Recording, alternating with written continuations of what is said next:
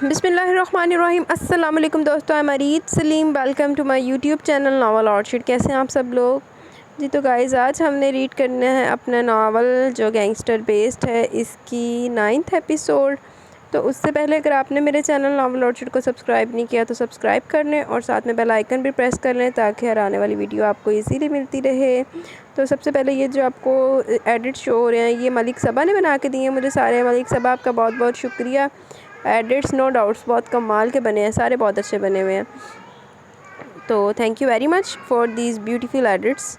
और उसके बाद हम अगर बात करें नावल की, तो नावल के बारे में मैं यही कहूँगी, कुछ लोग मुझसे पूछ रहे हैं कितना नावल रह गया है। तो यार अभी तो आधे से ज़्यादा पड़ा हुआ है, मोर देन हाफ़ पड़ा हुआ है। आज हो सकता है हाफ़ हो जाए, तो अभी तो नावल पड़ा हुआ है। और बाकी आपका रिस्पॉन्स इस पर उतना ही है, मतलब इस पर रिस्पॉन्स नहीं बढ़ा। तो फिर मंडे से देखते हैं क्या करना है। अभी तो आज सैटरडे संडे 2 दिन इसके एपिसोड दूंगी, उम्मीद है कि हाफ़ से ज़्यादा नावल हो जाएगा।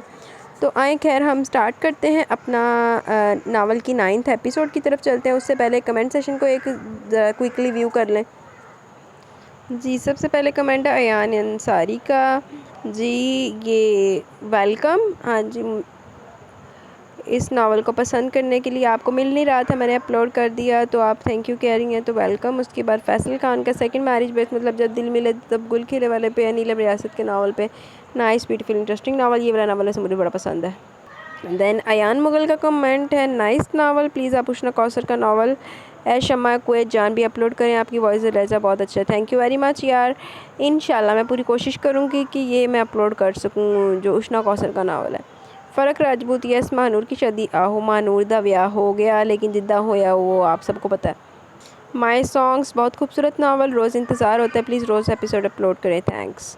संडे तक तो इंशाल्लाह रोज़ाना एपिसोड अपलोड करूँगी, मतलब कल तक, उसके बाद देखते हैं। और बहुत शुक्रिया, आपको पसंद आ रहा है, वेलकम आपके शुक्रिया का। उसके बाद मलिक सबा जी, इन्होंने एडिट्स बना के दी थी एपिसोड। अच्छा जी, बहुत अच्छी बात है, आपको पसंद आई। आहो बस यार, मून में गैरत ना आपकी कोई शय नहीं रही, इस बंदे को तो चौक में खड़ा करके फैर मार देना चाहिए, चवल इंसान को। आहो ले गया पाशा महानूर चक के।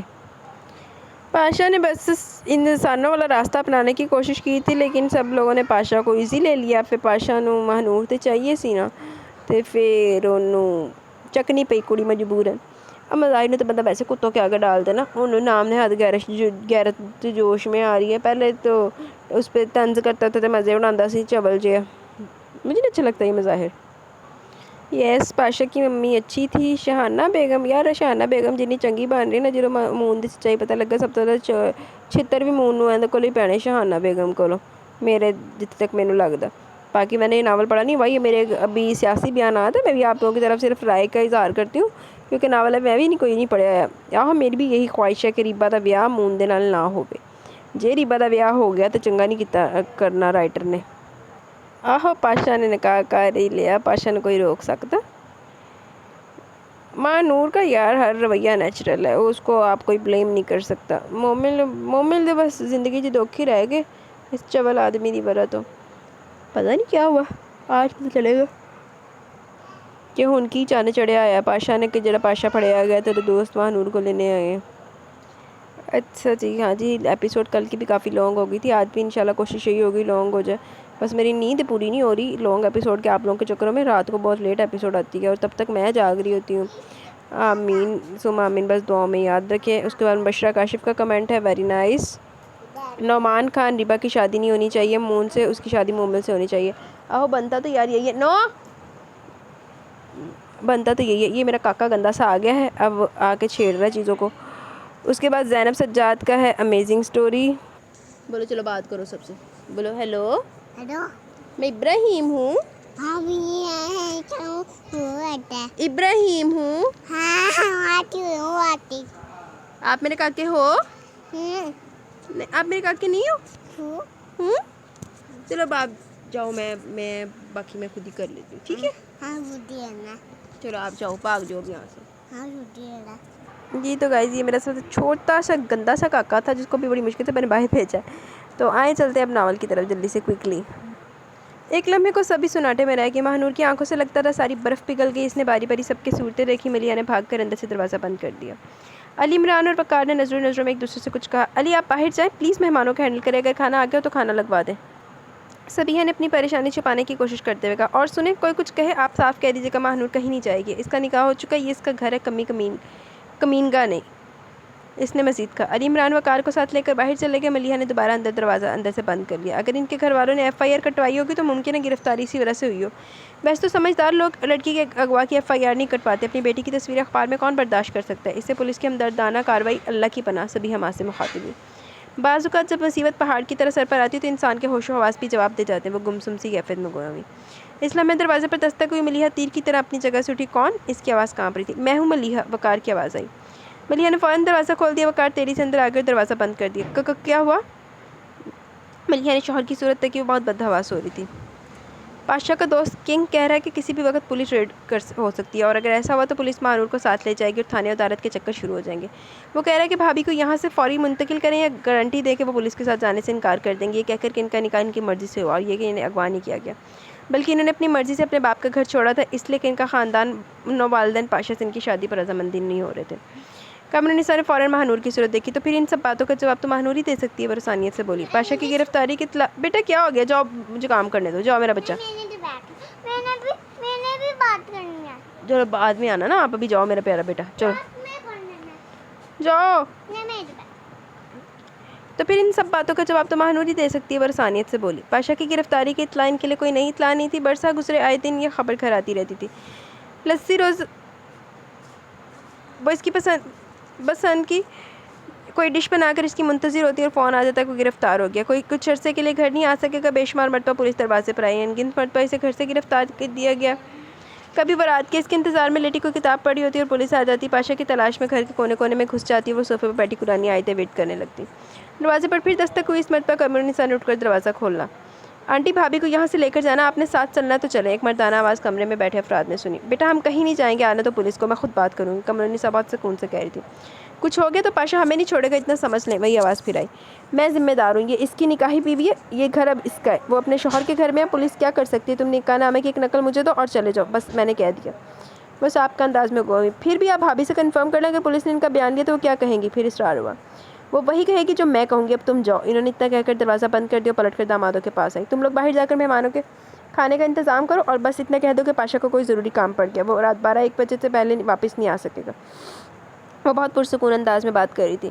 ٹھیک ہے امی، پولیس اگر آگے تو کون بات کرے گا؟ وقار پوچھ رہے تھے۔ میں بات کروں گی، تم لوگ فکر نہ کرو، نکاح نامے کی نقل بس مجھے پہنچا دو۔ علی عمران اور وقار فوراً کمرے سے باہر چلے گئے۔ سبیحہ نے تیزی سے اٹھ کر دروازہ اندر سے بند کر دیا۔ ماہنور ٹکر ٹکر ان کی صورتیں دیکھ رہی تھی۔ خدا کرے وہ لاک اپ میں رہے اور میں اس پناہ گاہ میں، اس نے سوچا۔ گھبرانا نہیں بیٹی، یہ اس کے معمولات ہیں، ہو سکتا ہے صبح تک واپس آ جائے۔ انہوں نے ماہنور کے سر پر ہاتھ رکھ کر تسلی دی۔ اگر اغوا کی FIR درج ہوئی ہے تو اماں اب کیس آسان نہیں ہوگا، خواہ بیچاری بھابھی کو عدالتوں میں گھسیٹا جائے گا، ملیحہ نے کہا۔ لیکن اگر ماہنور نے کہہ دی کہ نکاح اس کی مرضی سے ہوا تو کیس خود بخود ختم ہو جائے گا۔ سبیحہ نے بڑی درخواست گزار نظروں سے ماہنور کی طرف دیکھا۔ ہاں شریف بچی کو عدالت میں اسے سر پر خاک ڈالنا ہوگی کہ وہ اپنی مرضی سے گھر سے نکلی، وہ اغوا شدہ نہیں، بھاگی ہوئی لڑکی ہے۔ قمر النساء نے تلخی سے کہا اور آنکھیں پوچھنے لگی۔ لیکن اماں اب اس کے علاوہ کوئی راستہ بھی تو نہیں، مزید کسی نقصان سے اس طرح بچا جا سکتا ہے؟ سبیحہ نے آزردگی سے کہا۔ کیا قسمت ہے بچی کی؟ قمر النساء نے دلہن بنی ماہنور پر ایک نظر ڈالی۔ دیکھنے کی بھابھی آپ ایسا کریں، کپڑے چینج کر لیں اور آرام کریں، میرے خیال میں خواتین تو ہے نہیں جو دلہن دیکھنے کی خواہش کریں، کیا خیال ہے اماں؟ ملیحہ نے ماں سے پوچھا۔ ہاں ٹھیک ہے، یہ تو بیٹھے بیٹھے تھک گئی ہوگی، اسے کوئی جوڑا نکال کر دے دو، میری الماری میں تم لوگوں کے کپڑے لٹکے ہوئے ہیں۔ قمر النساء اٹھتے بولی۔ میں ذرا باہر جا کر دیکھتی ہوں۔ ملیحہ یوں تیزی سے اٹھی گویا کوئی اندر آنے کو تیاری کھڑا ہو۔ سبیحہ بہت گمسم نظر آ رہی تھی۔ یہ سب بھی آج ہی ہونا تھا، ابھی پتہ نہیں گرفتار کے سلسلے میں بیٹا جاؤ باہر چلے جاؤ سونے۔ ویسے جس طرح کی سچویشن میرے گھر میں چل رہی ہے نا، میں ریکارڈنگ کر لیتی ہوں اور اتنی لمبی لمبی کر لیتی ہوں، یہ میرا ہی حوصلہ ہے۔ یہ سب بھی آج ہی ہونا تھا، اب یہ پتہ نہیں گرفتار کے سلسلے میں بھابھی کے گھر والوں نے گرفتار کرائی یا کسی اور کیس میں مطلوب ہے۔ اماں بھابھی کی قسمت کو کہہ رہی تھی۔ ہماری بھی تو قسمت خوب ہے، ایک ہی بھائی، اس کے بھی بس دھڑکے ہی لگے رہتے ہیں، ملیحہ افسردگی سے کہہ رہی تھی۔ آہا، سبیحہ نے ایک سرداب بھری اور ماہنور کی طرف دیکھا جو اپنے ہاتھوں کی مہندی کو بغور دیکھ رہی تھی اور کسی گہری سوچ میں تھی۔ مظاہر پولیس اسٹیشن میں داخل ہوئے تو وہاں خاصی چہل پہل نظر آ رہی تھی، ہاتھ میں کئی گاڑیاں نظر آئی، پولیس اہلکار ادھر ادھر آ جا رہے تھے، لیکن لگ ہی نہیں رہا تھا کتنی رات گزر چکی ہے۔ وہ ASP کے کمرے میں داخل ہوئے، وہاں بھی بہت سے لوگ کرسیوں پر براجمان نظر آئے۔ ASP نے اٹھ کر مظاہر سے بہت گرم جوشی سے ہاتھ ملایا۔ کہاں ہے؟ انہوں نے دبے دبے انداز میں ASP سے پوچھا۔ یہی ہے، ابھی ڈرائنگ روم میں لے جانے کی آرڈر نہیں آئے، بخاری صاحب کا انتظار ہے، یا تو وہ خود آئیں گے یا فون آئے گا۔ ASP نے خالی کرسی کی طرف اشارہ کرتے ہوئے گویا بیٹھنے کو کہا۔ کیا ریپوٹیشن ہے بخاری صاحب کی؟ مظاہر نے بیٹھتے ہوئے پوچھا۔ اچھی یہ دو ٹوک بات کرتے ہیں، کمپرومائزنگ نہیں ہے، یہ فیکٹ ہے۔ ASP نے بڑے اعتماد سے جواب دیا۔ بڑی حوصلہ افزائی ہوئی، کیا ان کے آنے سے پہلے اس سے ملاقات ہو سکتی ہے؟ مظاہر نے ASP کی آنکھوں میں جھانکا۔ کیوں نہیں، ابھی چلتے ہیں، ذرا شیخ صاحب کو فارغ کر دیں۔ ASP نے مسکرا کر کہا۔ یہ اغوا برائے تاوان کا کیس ہے، بڑے مشہور صنعت کار ہیں شیخ عثمان قادری، اتنا تاوان مانگ رہے ہیں کہ بیچاروں کی مل فروخت ہو جائے گی، خدا نخواستہ، بہت حالات خراب ہیں، کوئی محفوظ نہیں رہا۔ ASP نے تعصب سے کہا۔ آپ جیسے 12 سوخ افسران محفوظ نہیں ہیں، ASP نے مظاہر سے کہا۔ اسی دوران فون کی گھنٹی بجی، ASP نے ریسیور اٹھا لیا۔ ہیلو جی سر، وہ اپنی کرسی سے اٹھ کھڑا ہوا۔ جی سر، منگش بات کر رہا ہوں، آپ کی دعائیں ہیں سر۔ جی یہی ہے میرے پاس۔ نہیں سر، فی الحال تو بہت آرام ہے۔ نہیں سر، فی الحال تو بخاری صاحب کا انتظار ہو رہا ہے۔ جی سر، آج کل بہت بزی ہیں، تاکہ ناکہ بندی ہو رہی ہے نا آج کل، میں تو کل رات سے اسٹیشن پر ہی ہوں۔ نہیں سر، ابھی تک تو سب نے تمیز سے ہی بات کی۔ جی سر، اوکے سر۔ اس نے فون رکھ دیا اور گہری سانس لے کر اپنی کرسی پر بیٹھ گیا۔ غالباً پاشا کے بارے میں بات ہو رہی تھی۔ مظاہر کی پیشانی پر شکنیں نمودار ہو چکی تھی۔ ٹھیک سمجھے، آپ کسی سپاہی کو میرے ساتھ کر دیں، میں چند منٹ کے لیے اس سے ملنا چاہتا ہوں۔ آپ اتنے شیخ صاحب کو دیکھیے۔ مظاہر سے مزید انتظار نہیں ہو رہا تھا۔ اوکے، ASP نے بیل بجائی، مگر دیکھیے ذرا ادب تمیز سے۔ ASP کے ہونٹوں پر شریر سی مسکراہٹ تھی۔ ڈونٹ وری، یور ہائنس کے بغیر بات ہی نہیں ہوگی۔ مظاہر نے ہلکا سا کہکا لگایا۔ اندازہ لگا لیں کتنا برا وقت ہے پولیس پر۔ ASP نے شیخ صاحب سے کلام کیا۔ وہ بیچارے اپنی پریشانی میں تھے، بغیر سمجھے بغیر گردن ہلانے لگے۔ مظاہر اٹھ کھڑے ہوئے، سپاہی اندر آ کر سیلیوٹ کر چکا تھا۔ سولنگی، انہیں نیو انٹری سے ملاؤ۔ سر 10 بجے والی؟ سپاہی نے دریافت کیا۔ کیا اس کے بعد بھی کوئی انٹری ہوئی ہے؟ ASP نے الجھ کر پوچھا۔ نو سر، سپاہی نے جواب دیا۔ پھر بیکار سوال کا مطلب؟ ASP کی پیشانی شکن آلود ہوگی۔ سپاہی سیلیوٹ کر کے فوراً باہر نکل گیا، مظاہر اس کے پیچھے۔ ایک بڑی راہداری کے آخر میں بنے کمرے سے روشنی باہر آ رہی تھی۔ دروازہ نیم بند تھا۔ سپاہی اور مظاہر ایک ساتھ کمرے میں داخل ہوئے۔ کمرے میں SHO، انسپکٹرز اور چند سپاہی موجود تھے، اور صاحبان دیوار سے لگی کرسیوں پر اطمینان سے فروگوش تھے۔ مظاہر نے ایک نظر ان سب پر ڈالی اور سب نے سپاہی کے ہمراہ آنے والے کو بڑی ہی مشکوک نگاہوں سے گھورا۔ مسٹر مظاہر ہوم منسٹری میں ہوتے ہیں۔ سپاہی نے SHO سے تعارف کروایا اور مودبانہ کھڑا ہو گیا۔ مظاہر کی نظر پاشا پر اور پاشا کی نظر مظاہر پر تھی۔ رو سلک کے کرتے، سفید شلوار اور ریڈ اسکارف میں وہ بہت اطمینان سے بیٹھا نظر آیا۔ ایک معنی خیز مسکراہٹ ہونٹوں پر تھی۔ السلام علیکم مسٹر آفیسر، بہت افسوس ہے آپ لیٹ ہو گئے۔ کیا کریں، اس ملک کے سارے محکمے بہت سلو ہیں۔ ویسے مجھے آپ سے دلی ہمدردی ہے، وہ میری منقوہ ہے، مغویہ نہیں۔ میں ڈیئر سر کو ابھی یہی بتا رہا تھا۔ اس نے SHO کی طرف دیکھا۔ آپ تشریف رکھیے مسٹر مظاہر، ایک انسپکٹر نے خالی کرسی کی سمت اشارہ کیا۔ مظاہر کی پیشانی شکن آلود تھی۔ انہوں نے بیٹھنے سے پہلے SHO کو کی طرف بڑی الجھی ہوئی نظروں سے دیکھا۔ تو یہ آپ کا پرسنل کیس ہے؟ SHO مظاہر سے مخاطب ہوا۔ مظاہر نے جواب دینے کی بجائے پہلے پاشا کی سمت پھر اپنی رسٹ واچ کی طرف دیکھا۔ مسمات ماہنور طاہر سے آپ کا کیا رشتہ ہے؟ SHO پوچھ رہا تھا۔ میری ماموزاد ہوتی ہیں۔ مظاہر نے ایک تیز نظر پاشا پر ڈالی۔ ماموزاد بہن، پورا بولیے سر۔ پاشا تمسکرانہ انداز میں ٹکڑا لگا رہا تھا۔ شٹ اپ، میں تم سے مخاطب نہیں ہوں، مظاہر کی برداشت جواب دے رہی تھی۔ میں نے تو کریکشن کی تھی، آپ نے پتہ نہیں کیوں مائنڈ کیا۔ بہرحال سوری، پاشا نے بڑی معصوم صورت بنا کر کہا۔ پاشا بھی اگلے بندے نے جنی دیر تک چنگی طرح اگ نہیں لا لینا، پاشا نے سکون نہیں آتا۔ FIR کون سے اسٹیشن پر کٹی تھی؟ ایک انسپکٹر نے مظاہر سے پوچھا۔ پولیس اسٹیشن نارتھ ناظم آباد، مظاہر نے مختصر جواب دیا۔ اس کی رسید یا فوٹو کاپی ہے آپ کے پاس؟ SHO نے دریافت کیا۔ مظاہر نے اندازے نشست بدل کر پینٹ کی جیب سے ایک پرس نکالا اور کھول کر چیک کرانے لگا۔ اب تو یہ سب بیکار ہے سر، مجھ سے اصلی نکاح نامہ لیجیے۔ پاشا نے پھر مخالفت کی۔ اس کے ہونٹوں پر ہمز مسکراہٹ کھیل رہی تھی۔ مظاہر کا بس نہیں چل رہا تھا، وہ اپنا پورا ریوالور نکال کر پورا راؤنڈ خالی کر دے۔ نکاح والی بات پر تو وہ یقین کر ہی نہیں سکتے تھے، البتہ انہیں ایک ایسا درندہ نظر آ رہا تھا جس کے منہ پر تازہ شکار کا خون لگا۔ وہ اپنے اندر کی قیامت کو جس طرح کنٹرول کر رہے تھے وہی جانتے تھے۔ اس کے برے حشر کی امید دل میں نہ جگمگا رہی ہوتی تو وہ شاید کچھ بھی کر ڈالتے۔ کتنی راتیں کروٹیں بدل بدل کر گزاری تھی، کتنے پہر کی نیندوں نے کے قرض چڑھے تھے، تب جا کر آج سینے میں کچھ ٹھنڈک محسوس ہوئی۔ وہ چاروں طرف سے اس کے گرد گھیرا تنگ کر کے قدرے سکون محسوس کر رہے تھے۔ اب انہیں اس بات کی جلدی تھی کہ اسے ڈرائنگ روم میں لے جایا جائے اور اس طرح حلیہ بگاڑا جائے کہ اپنی شکل نہ پہچان سکے۔ سبھی اس کی حوصلہ شکنی کر رہے تھے، مگر انہیں یقین تھا وہ کہیں بھاگے وہ اسے جا لیں گے۔ ایک دن وہ بحیثیت مجرم قانون کے شکنجے میں پھنسا ضرور ہوگا، اس لیے ان کے حواس پختہ نہیں تھے۔ حیرت تب ہوتی جب انسان سارے یقین کھو لیتا یا کسی بات کو ناممکن سمجھ لیتا۔ ذہن منتشر اس لیے تھا کہ ایک ملزم کو ابھی تک بے حد رعایت و عزت حاصل تھی۔ اب یہ بھی خیال آ رہا تھا کہ آگے کیا ہوگا اور اس کا رسوخ کہاں تک ہے، انہیں اس کی محنت کا پھل کس انداز میں ملتا ہے۔ اب کیا سوچنے لگے جناب؟ SHO کی آواز سماعت سے ٹکرائی۔ یہ سوچ رہے مجھ پر فائر کس طرح کرے، اور فائر کر دیا تو دونوں ہی کی جگہ بدل جائے گی۔ میں زمین کے اندر اور یہ یہاں جہاں اس وقت میں بیٹھا ہوں بیٹھ جائیں گے۔ بہرحال ظفر صاحب، آپ انہیں سمجھائیں، اب تو کم از کم رشتہ داری کا خیال کر لیں، ایسی بھی کیا ناراضگی۔ پاشا کی تمسکرانہ تاثر سے بھرپور آواز اس کی سماعت سے ٹکرائی، ان کا خون 100 ڈگری سینٹی گریڈ کی حد کو چھونے لگا۔ تم میرے لیول کے بندے نہیں ہو، اس لیے تمہاری بات کا جواب دینا ضروری نہیں۔ وہ اتنا کہے بغیر رکے نہ سکے۔ اتنی چھوٹی سی افسری پر غرور ہے، اتنی تنخواہ تو میں اپنے باڈی گارڈ کو دیتا ہوں۔ مظاہر بڑے ضبط سے خاموش ہے۔ مسٹر پاشا پلیز آپ خاموش ہیں، بخاری صاحب بس پہنچنے والے ہیں، کوئی پرابلم کریٹ نہ کریں۔ مظاہر بڑے ضبط سے خاموش۔ ہاں ایک نہایت سنجیدہ چہرے والے انسپکٹر نے رکھائی سے کہا۔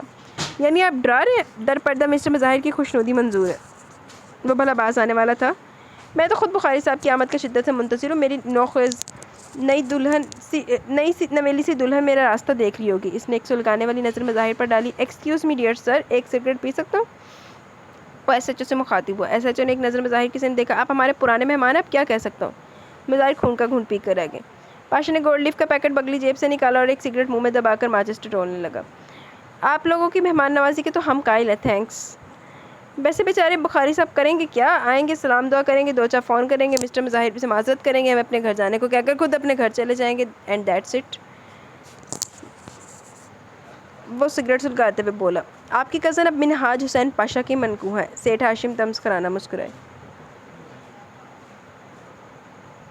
ایک منٹ رکنا، کوئی پیج مس تو نہیں ہو گیا؟ نہیں یار مس نہیں ہوا، یہی پیج ہے۔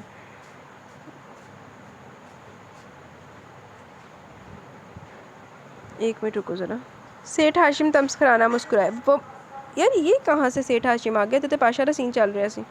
چلو لیکن یہ دیکھیں نا، یہ 301 پیج ہے اور یہ 302 پیج ہے، اگلا 303 نہیں ہے۔ چلو پڑھنے اپنا سین پورا کرنے شاید۔ وہ منکوہ سے پہلے مغوی اور ہم ٹھوس ثبوت عدالت میں پیش کریں گے۔ اتنا بااثر آدمی اوور نائٹ 160 نکالہ میں تیار کرا سکتا ہے۔ ہم بھی اسی ملک میں رہتے ہیں۔ سیٹھ صاحب، ایس پی کے آفس میں اس وقت پولیس آفیسرز کا رش لگا ہوا ہے، جس سے مجھے اندازہ ہو گیا کہ مجھے اس دفتر میں کیا کچھ پیش آنے والا ہے۔ مجھے اتنا زیادہ بندوبست کر کے قانون کا دروازہ کھٹکھٹانا پڑا کہ اتنی اچھی خاصی دیر ہوگی۔ جو کچھ پیش آ رہا ہے مجھے اس کا اندازہ تھا۔ مظاہر بے خوفی خود اعتمادی سے سیٹھ صاحب سے مخاطب تھے۔ میں اس کے نکاح کا عینی گواہ ہوں، اس کا وکیل بنا ہوں، میرے دستخط موجود ہے نکاح نامے پر۔ اپنے علاوہ 10-20 گواہ عدالت میں پیش کر سکتا ہوں جو نکاح کے وقت موجود تھے۔ سیٹھ صاحب نے بھی کمال سکون سے جواب دیا۔ ایک لمحے کو تو مظاہر گمسم ہو کر رہ گئے، کافی دیر سوچ میں ڈوبے رہے۔ مجھے علم ہے کس کے ساتھ کیا ہوا ہوگا، اور اگر واقعی نکاح ہوا تو یہ بل جبر ہے۔ مجھے اندازہ ہے اسے کس قسم کی دھمکیاں دی گئی ہوں گی۔ وہ ایک بزدل لڑکی ہے، ہتھیار ڈالنے اس کے لیے مسئلہ نہیں ہے۔ میں اپنی بات عدالت میں ثابت کر سکتا ہوں۔ اگر اسے ایک مرتبہ قانونی تحفظ کا یقین دلا کر عدالت میں پیش کر دیا گیا، وہ سب کچھ بتا دے گی۔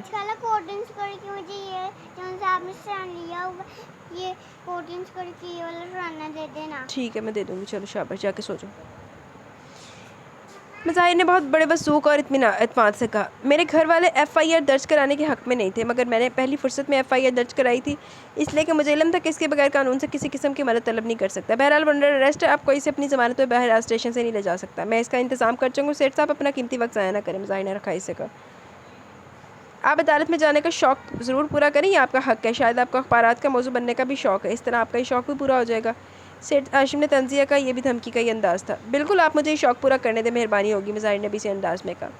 تمام قانونی تقاضے پورے کیے جائیں گے۔ ہمیں علم ہے آپ کتنی محنت کریں۔ ہوم منسٹر کئی فیکس فارم کر چکے ہیں، محتسب اعلیٰ کی خصوصی ایڈورٹائز بھی وصول ہو چکی ہے۔ ہم تو صرف یہ چاہ رہے تھے کہ بات بڑھنے سے بہتر ہے کہ سمیٹ لی جائے۔ بخاری صاحب دونوں کی گفتگو بغور سننے کے بعد بہت آرام سے گوئے ہوئے۔ میری سمجھ میں نہیں آ رہا، جب کوئی ملزم یا مجرم بارسوخ ہوتا ہے تو بات سمیٹنے کا مشورہ کیوں دیا جاتا ہے، اور یہ کون سی قانونی شک ہے؟ مظاہر نے بہت آف موڈ میں کہا۔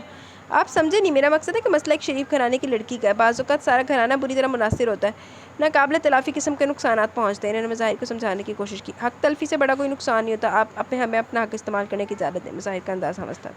اسی آن فون کی بیل بجی۔ بخاری صاحب نے فوراً ریسیور اٹھایا۔ جی سر، بخاری بات کرو۔ جی یہی ہے میرے پاس۔ جی میں سمجھ رہا ہوں سر۔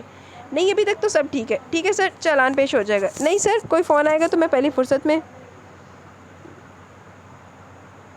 آپ کو انفارم کر دوں گا۔ میرے لیے فی الحال تو آسان نہیں، لیکن میں ڈیل کر رہا ہوں۔ جی مسٹر، میں مسٹر مظاہر کو بتا دیتا ہوں۔ Okay sir.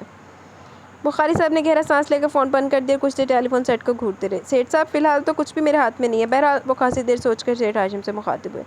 اچھا یار، یہ نا ایک پیج اس کا مس تھا جو ہم سے مس ہو گیا، وہ میں نے ملا، وہ مطلب آگے مجھے ملا تھا، تو وہ پڑھنے کا فائدہ نہیں ہے۔ آپ لوگوں کو کہانی سمجھ میں آ گئی ہے۔ اوتھے بیٹھا ہے پاشا، اوتھے بخاری صاحب آ گیا، تو بخاری صاحب نے کوئی سیٹھ ہاشم نے مظاہر نے ملایا، تو جڑی ساری کنورسیشن تھی سیٹھ ہاشم اور مظاہر کی، ہم نے پڑھ لی ہے، ٹھیک ہے۔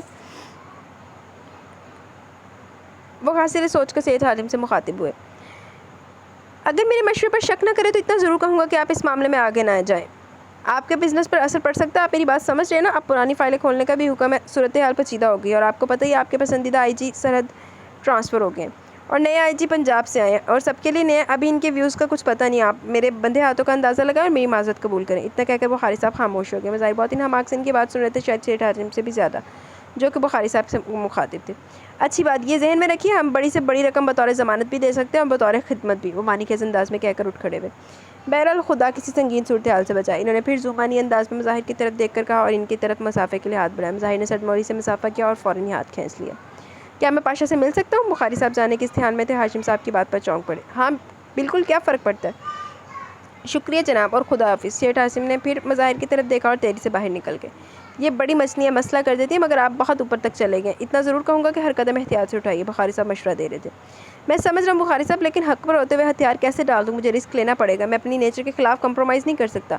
بہرحال آپ تھرو پراپر چینل کام ہونے دیں، وہ پرسکون انداز میں کہے ہوئے۔ یہاں ہر کام پراپر چینل کے شروع ہو جاتے ہیں مگر بخاری صاحب نے جملہ ادھورا چھوڑ دیا۔ مگر محض اندیشوں کا شکار ہو کر اپنے حق سے دستبردار ہونا بھی تو درست نہیں۔ کوشش کرنا ہمارا کام، ناکام یا ناکامیابی ہماری لاکھ اللہ کی مرضی۔ اس کوشش کے سائیڈ ایفیکٹ کا بھی آپ نے اندازہ لگا لیا ہوگا۔ چالان پیش ہوگا تو آپ کی فیملی اخبارات کا دلچسپ موضوع بنے گی۔ یہ بہت تکلیف دہ صورتحال ہوتی ہے۔ بخاری صاحب شاید انہیں مزید آگے بڑھنے سے روکنا چاہ رہے تھے، ورنہ جو باتیں مظاہر کی سوچنے کی تھی وہ کیوں سوچ رہے تھے؟ ویسے تو ہماری انفارمیشن سیل کو اسپیشل ایڈوائز کر دی گئی ہے، میڈیا سیل پر فی الحال ہمارا ہولڈ ہے۔ مظاہر نے الجھ کر جواب دیا۔ بہرحال خبر تو بن ہی جاتی ہے۔ بخاری صاحب نے ہار نہ مانی۔ ہاں تو بن جائے، میں بہرحال ڈر کر اپنے جائز حق سے دستبردار نہیں ہو سکتا، خواہ ٹیلی گراف یا سنڈے ٹائمز میں چھپ جائے۔ ان کے دو ٹوک انداز پر بخاری صاحب نے یوں دیکھا گویا انہوں نے مظاہر سے ہاتھ مان لیا۔ بہرحال اب میں چلتا ہوں، اب اسے شاہی پروٹوکول کے ساتھ نہیں، لاک اپ میں دیکھنا چاہتا ہوں۔ ڈونٹ مائنڈ، اوکے خدا حافظ۔ وہ اٹھ کھڑے ہوئے۔ بخاری صاحب بھی سیٹ سے اٹھ کھڑے ہوئے اور بہت گرم جوشی سے ہاتھ ملایا۔ چلے بھابھی، آپ اوپر کمرے میں چلیں، یہ کہہ رہے ہیں کسی بھی وقت ریڈ ہو سکتی ہے، بس جلدی اٹھیں، اوپر سے کپڑے چینج کر لیجیے گا۔ ملیحہ بہت حواس باختہ نظر آ رہی تھی۔ مانو نے ایک نظر اس کی سیم دیکھا اور پاؤں بستر سے نیچے لٹکا کر سلیپر پہننے لگی۔ ملیحہ بہت احتیاط سے اس کا ہاتھ تھام کر کمرے سے باہر آئی، دوسرے ہاتھ سے کپڑے تھے۔ مانو نے بمشکل سے شرارہ سنبھالا ہوا تھا۔ وہ ملیحہ کے ساتھ اوپر کمرے میں آئی۔ کمرہ شاید کافی عرصے بعد کھولا گیا تھا، اچھی خاصی دھول مٹی نظر آ رہی تھی۔ پولیس تو اوپر بھی آ سکتی ہے، مانو نے اسپاٹ لہجے میں کہا۔ تو پھر آپ واٹر ٹینک کے پیچھے چلی جائیے گا، ویسے وقار بھائی کہہ رہے تھے کہ ہم ہینڈل کر لیں گے، نکاح نامہ ہمارے پاس موجود ہے۔ ملیحہ نے جواب دیا۔ نکاح نامہ؟ مانو تلخی سے مسکرا پڑی۔ آپ کپڑے بدل لیجیے اور اندر سے دروازہ بند کر لیجیے، میں چکر لگاتی رہوں گی۔ کیوں دھوکہ دے رہے ہیں آپ لوگ خود کو؟ پولیس اگر تلاشی لے گی تو گھر کے ایک کونے کو کھنگال ڈالے گی، مانو نے پھر تلخ لہجے میں کہا۔ برابر والوں کی چھت ہماری چھت سے ملی ہوئی ہے، ہم آپ کو وہاں پہنچا دیں گے، فکر نہ کریں۔ ملیحہ باہر نکلتے ہوئے بولی۔ مانو نے چونک کر اس کی شکل دیکھی تھی، خیال برق رفتاری سے اس ذہن کی وسطوں میں کوندا۔ اس نے اپنے سراپے سے نظر ڈالی اور ملیحہ کے باہر نکلتے دروازہ اندر سے بند کر کے کپڑے بدلنے لگی۔ اس عمل کے دوران اس نے بہت کچھ سوچا۔ اس نے کپڑے بدل کر جھومر، ٹکا، نتھ اپنے گریبان کے اندر رکھ لیا اور کپڑے بیڈ پر پھینک کر کاٹن کا دوپٹہ اچھی طرح لپیٹ لیا۔ جھومر، ٹکا، نتھ کیوں رکھ لیا جی؟ جو خیال لمحے بھر کا تھا وہ محیط ہو گیا، جو مجبوراً پائمال ہونے کا احساس تھا راہ نجات نظر آتے ہی مٹ گیا تھا۔ وہ ایک لمحہ ضائع کیے بغیر دروازہ کھول کر باہر آئی اور اوپر ٹیرس کے علاوہ 2 کمرے اور بنے ہوئے تھے۔ اس نے چار دیواری کی سمت نظر کی، پڑوس کی سمت غور کیا تو واقعی ایک مشترکہ دیوار نظر آئی جو تقریباً 5 فٹ اونچی تھی۔ وہ دیوار کے نزدیک آئی، برابر والوں کی چھت پر کوئی کنسٹرکشن نہیں تھی، صرف صاف ستھری چھت تھی، جہاں 2-3 پلنگ، چند کرسیاں اور بڑا سا واٹر کولر، ایک پلاسٹک کی بالٹی، 2-3 چپلوں کے جوڑے، بچوں کی سائیکل، بیٹ بال وغیرہ ادھر ادھر بکھرے ہوئے تھے۔ وہ دیوار چڑھنے لگی تو بہت دشواری محسوس ہوئی۔ اس نے ادھر ادھر نظر دوڑائی تو ایک خستہ حال لکڑی کی کرسی نظر آ گئی۔ وہ جلدی سے کرسی اٹھا لائی اور دیوار سے ٹکا کر بہت آرام سے دیوار پر چڑھ گئی۔ اب چھلانگ لگانے کا مرحلہ تھا۔ چند لمحے خود کو تولتی رہی، پھر اللہ کا نام لے کر چھلانگ لگا دی۔ اچھی خاصی دھوپ کی آواز پیدا ہوئی تھی، ابھی وہ سنبھل کر کھڑی بھی ہوئی تھی کہ کوئی بھاگتا ہوا زینہ طے کر کے اوپر چلا ہے۔ کون ہے؟ کون ہے؟ ایک نو عمر سے لڑکے کی آواز کانوں سے ٹکرائی۔ پلیز شور نہیں کرو، تمہارے گھر میں کوئی خاتون ہے تو مجھے ان کے پاس لے چلو، پلیز جلدی کرو۔ وہ پھولتے ہوئے سانس کے ساتھ لڑکے سے مخاطب تھی۔ گھر پہ اس وقت صرف میری پھپھو ہیں۔ لڑکے کے اوسان کھاتے تھے، بہرحال اس نے جواب دیا تھا۔ اس کی حیرت و الجھن اس کے چہرے پر پختہ نقش تھی۔ آپ کون ہیں؟ تم مجھے جلدی سے اپنی پھپھو کے پاس لے چلو، اس نے اضطرابی انداز میں لڑکے کا بازو تھام کر کہا۔ آئیے، لڑکے کی حیرت ہمس تھی، وہ غور سے اس کا چہرہ دیکھنے کی کوشش کرنے لگا۔ لڑکا اسے نیچے ایک کمرے میں لے ایک 40-42 سال کی خاتون لائٹ براؤن شفون کی ساڑی میں ملبوس غالباً وارڈروب سے درست کر رہی تھی۔ وارڈروب کے تینوں پٹ کھلے ہوئے تھے اور بیڈ پر کپڑوں کا ڈھیر پھیلا ہوا تھا۔ وہ اپنے کام میں بری طرح منہمک تھی۔ پھپھو، 1 منٹ، لڑکے نے متوجہ کیا۔ خاتون چونک کر پلٹی اور مہنور کو قدرے حیرت سے دیکھ کر لڑکی کی سین سوالیہ نظروں سے دیکھا۔ پھپھو، یہ چھت پر تھی، آپ سے ملنا چاہتی ہیں، لڑکی کی سمجھ میں جو آیا کہہ دیا۔ ہیں، چھت پر تھی؟ انہوں نے لڑکے کو گھورا کہ وہ مذاق کرو۔ جی میں بتاتی ہوں، آپ ذرا بچے کو باہر بھیج دیں۔ بلو، تم یہیں ٹھہرو، آپ میرے ساتھ ڈرائنگ روم میں آئیں۔ خاتون مشکوک تھی اور قدرے پریشان بھی۔ وہ تیزی سے خاتون کے پیچھے چل پڑی، وہ اسے ڈرائنگ روم میں لے آئیں۔ تشریف رکھیے، انہوں نے اسے بیٹھنے کا اشارہ کیا۔ میں سمجھی نہیں، بلو کیا کہہ رہا تھا کہ آپ چھت پر؟ جی میں مختصراً بتاتی ہوں، اس نے جلدی جلدی اپنی کہانی کہہ سنائی۔ خاتون منہ کھولے سنتی رہی۔ اوہ، آپ کے ساتھ تو بہت برا وہ تعصب سے کہہ رہی تھی۔ اب میں چھت پر سے اتر کر آپ کا گیٹ تو پار نہیں کر سکتی، دوسرے میرے پاس کرائے کے پیسے بھی نہیں ہیں، آپ یہ جیولری رکھ لیں اور مجھے کچھ پیسے دے دیں۔ بعد میں آپ پاشا کی والدہ کو یہ جیولری واپس کر کے ان سے پیسے لے لیجیے گا، وہ بہت اچھی ہیں، آپ کو پیسے دے دیں گی۔ پیسوں کی تو کوئی بات نہیں، مگر آپ اتنی رات کو جائیں گی کہاں؟ اور یہ شخص تو بہت خطرناک ہے، آپ کو ڈھونڈ نکالے گا، ہم تو اس پڑوس سے بہت پریشان ہیں، آئے دن جب دیکھو پولیس کا آنا جانا لگا رہتا ہے، مجھے واقعی آپ سے بہت ہمدردی ہو رہی ہے، بہت اچھے گھرانے کی لڑکی معلوم ہوتی ہے، بہت برا ہوا آپ کے ساتھ۔ اگر آپ کا گھر یہاں سے نزدیک ہے تو میں اور بلو آپ کو چھوڑ آتے ہیں، میں ڈرائیو کر لیتی ہوں۔ خاتون بہت ہمدرد محسوس ہوئی۔ نہیں بہت شکریہ، بس آپ میری اتنی ہیلپ کر دیں کہ مجھے کچھ رقم دے دیں۔ یہ جیولری رکھ لیں، گولڈ کی ہے، آپ پاشا کی امی کو واپس کر کے اپنے پیسے لے لیجیے گا، وہ آپ یقین کریں وہ دے دیں گی۔ مگر آپ جا کہاں رہی ہیں؟ رات بہت ہو چکی ہے، خاتون بہت فکر مندی سے کہہ رہی تھی۔ اس کی آپ فکر نہ کریں، میں اپنے گھر ہی جاؤں گی، پلیز آپ دیر نہ کریں، پولیس ریڈ ہو گئی تو وہ ادھر بھی آ سکتے ہیں۔ اس نے جلدی ہاتھ سے چوڑیاں کنگن کھسوٹنا شروع کر دیا۔ آپ رہنے دیں، یہ میں نہیں رکھ سکتی، ان کو رکھ کر تو میں خود کسی مصیبت میں پھنس سکتی ہوں، آپ پیسے لے لیں۔ خاتون نے الماری سے پرس نکالتے ہوئے 4-5 سرخ نوٹ نکالے، پھر کچھ سوچ کر رک گئی۔ آپ کو کتنے پیسوں کی ضرورت ہے؟ میرا مطلب ہے آپ کا گھر کہاں ہے؟ کم سے کم آپ مجھے 300 روپے دے دیں، بہت مہربانی ہوگی، اگر مجھے موقع ملے تو بہت جلد آپ کی رقم لوٹا دوں گی۔ مجھے رقم کی واپسی کی فکر نہیں ہے، میں تو یہ سوچ رہی ہوں کہ اتنی رات کو آپ اکیلی، پلیز سوال جواب میں بہت دیر ہو جائے گی، بس آپ مجھے جانے دیں، مجھے اس علاقے سے جلد از جلد نکل جانا چاہیے۔ خاتون نے چند نوٹ اس کی طرف بڑھا دی۔ ایک بات ذہن میں رکھیے، پاشا کوئی معمولی کرپٹ بندہ نہیں، بہت خطرناک آدمی ہے، یہاں کوئی اس کے منہ لگنے کی کوشش نہیں کرتا، آپ کسی جگہ بہت احتیاط کرنا ہوگی۔ جی، یہ بیگ رکھ لو، اپنی جیولری اتار کر اس میں رکھو، اتنی رات کو جیولری پہن کر نکلنا، خطرے کو دعوت دینا ہے۔ خاتون نے ایک پرانا سا ہینڈ بیگ الماری سے نکال کر اس کی سمت بڑھایا۔ تو یہ آپ امانتاً رکھ لینا، صبح پاشا کی امی کو واپس کر دیجیے گا، اس نے جلدی سے کہا۔ کیا کہہ رہی ہیں آپ؟ جیولری میرے پاس سے نکل آئی تو پولیس لڑکی بھی یہیں سے برآمد کرائے گی، دوسری صورت میں ہم ایک عذاب میں گرفتار ہو جائیں گے۔ ابھی آپ کے حواس درست نہیں ہے، شاید میری بات سمجھ میں نہیں آ رہی ہو، مگر یہ اتار کر بیگ میں رکھیں اور ساتھ ہی لے جائیں، یہ گلے کا زیور بھی اتار لیں۔ مانور کی شاید بات سمجھ میں آ گئی تھی، اس نے ساری جیولری جلدی اتار کر بیگ میں ٹھوس دی اور کاٹن کا چوڑا سا دوپٹہ اپنے گرد اچھی طرح لپیٹ کر بیگ بغل میں دبا لیا۔ آپ کا بہت بہت شکریہ، آپ یقین کریں رہائی کا احساس اتنا خوبصورت ہے کہ باہر کے اندھیروں کا خوف بھی نہیں ہے۔ اللہ حافظ۔ خاتون مین گیٹ تک اس کے پیچھے خود گیٹ پار کیا اور اسے خدا حافظ کہا۔ اس نے گیٹ سے باہر قدم رکھا تو دیکھا پاشا کے گیٹ کے سامنے بہت سی گاڑیاں کھڑی تھی، جن میں ایک بڑی پولیس موبائل بھی شامل تھی۔ لمحے بھر کو تو گویا حواسی معطل ہو گئے، اس نے چادر کو مزید چہرے پر آگے کی طرف کھسکا لیا، ایک جوش کی کیفیت میں یہاں تک تو کر گزری تھی، مگر تاریک رات کے ہول ایک دم ہی اندر جاگ گئے۔ چند منٹ کی واک پر ہی تو طاہر علی کا گھر تھا، اس کا اپنے باپ کا گھر، یوں ہی چلتی ہوئی وہاں پہنچ سکتی تھی مگر نہیں پہنچ سکتی تھی۔ درمیان میں بہت گہری دھند تھی، وہ رشتے اس کی ذات پر پڑی برف تھے جو پگھل کر اس کے ہاتھوں سے نکلے جا رہے تھے۔ پولیس کو مطلوب تھی وہ اس کی بازیابی کے رہر اس جگہ ریڈ کرتی جہاں اس کی موجود ہونے کا معمولی سا بھی شائبہ بھی ہوتا۔ وہ توہن و کرہن یا دل کی آمادگی سے کسی طرح بھی اس گھر میں نہیں جا سکتی تھی۔ رہائی ناممکن نظر آ رہی تھی تو سمجھوتے کی سیاہ چادر لپیٹ لی تھی، اب کھلی ہوا چھو رہی تھی تو بسیط فضاؤں میں اٹھ جانے کو جی چاہتا تھا۔ آزادی کا خوشگوار احساس ذہن کو نئی سمتوں میں اڑائے لیے جا رہا تھا۔ وہ بہت احتیاط سے چلتی ہوئی گلی کے موڑ تک آئی، چارسو خاموشی محیط تھی، گائے بگاہے کسی کتے کے بھونکنے کی آواز آ جاتی۔ اس نے بہت حسرت سے گھر کی سمت جانے والے راستے کو دیکھا اور آنکھیں ڈب آ گئی، کبھی یہ راستہ پاؤں کو لگتا تھا کہ وہ آنکھیں بند کر کے بھی گھر پہنچ سکتی تھی، اور اس راستے پہ آج جگہ جگہ کھائیاں پڑی ہوئی تھیں۔ اس نے موڑ پر رک کر ڈرتے ڈرتے پلٹ کر پاشا کے گھر کی سمت دیکھا، گاڑیاں ابھی تک کھڑی تھیں، مین روڈ پر اکا دکا کوئی گاڑی گزر جاتی تھی، پبلک ٹرانسپورٹ تو اس وقت تقریباً بند ہی ہو جاتی تھی، مان خوف کی ایک لہر ریڑھ کی ہڈی میں سرایت کر گئی۔ اچانک یہ احساس ہوا رات بہت ہو چکی ہے، اس سرزمین میں پاشاؤں کی کوئی کمی نہیں ہے، جانے کس موڑ پر کوئی نیا پاشا کھڑا ہے۔ وہ اس نے بیگ کو یوں دبوچ لیا جیسے کسی ذی نفس کی موجودگی محسوس کر رہی ہو، ہتھیلیوں میں پسینہ اترا ہے، کہاں جائے؟ عین اسی لمحے اسے اپنی سابقہ کولیگ صبا یاد آئی، وہ بھی تو اس علاقے میں رہتی ہے، کیا اسے وہاں چلے جانا چاہیے؟ مگر اس کے گھر والے کیا سوچیں گے؟ کیا وہ ایک اغوا شدہ لڑکی کو پناہ دیں گے؟ کہیں مزید تماشا نہ بن جائے، کہیں اس کے والدین زبردستی سے طاہر علی اور عارفہ کے پاس نہ پہنچا دیں۔ ذہن جس راستے کی نشاندہی کرتا اندیشوں کے ناک پھنکارنے لگتے، ذہن بری طرح الجھ گیا۔ یہ تو طے تھا کہ جانے پہچانے راستوں پر جانا اس حاصل شدہ رہائی کو کھو دینے کے مترادف تھا۔ اب شاید وہ دو جگہ مطلوب رہے، اب وہ عجب مخمصے میں اپنی جگہ کھڑی تھی۔ عین اسی لمحے ایک موٹر بائک اس کے نزدیک سے گزری، دل اچھل کر حلق میں آ پڑا، ٹانگوں میں لرزہ طاری ہو گیا۔ اسے وقت کی سنگینی کا شدت سے احساس ہوا اور یہ کہ اس وقت وہ کس سچویشن سے دوچار ہے۔ موٹر بائک تو اپنی منزل کی طرف رواں دواں تھی، مگر اس کے ذہن نے سرعت سے سوچنا شروع کر دیا۔ خوف کی انتہائی صورت انسان کے ذہن کے کھلیوں کو چارج کر دیتی ہے اور ہنگامی صورتحال کا احساس ہوتے ہی دماغ کسی حل کی طرف دوڑ پڑتا ہے۔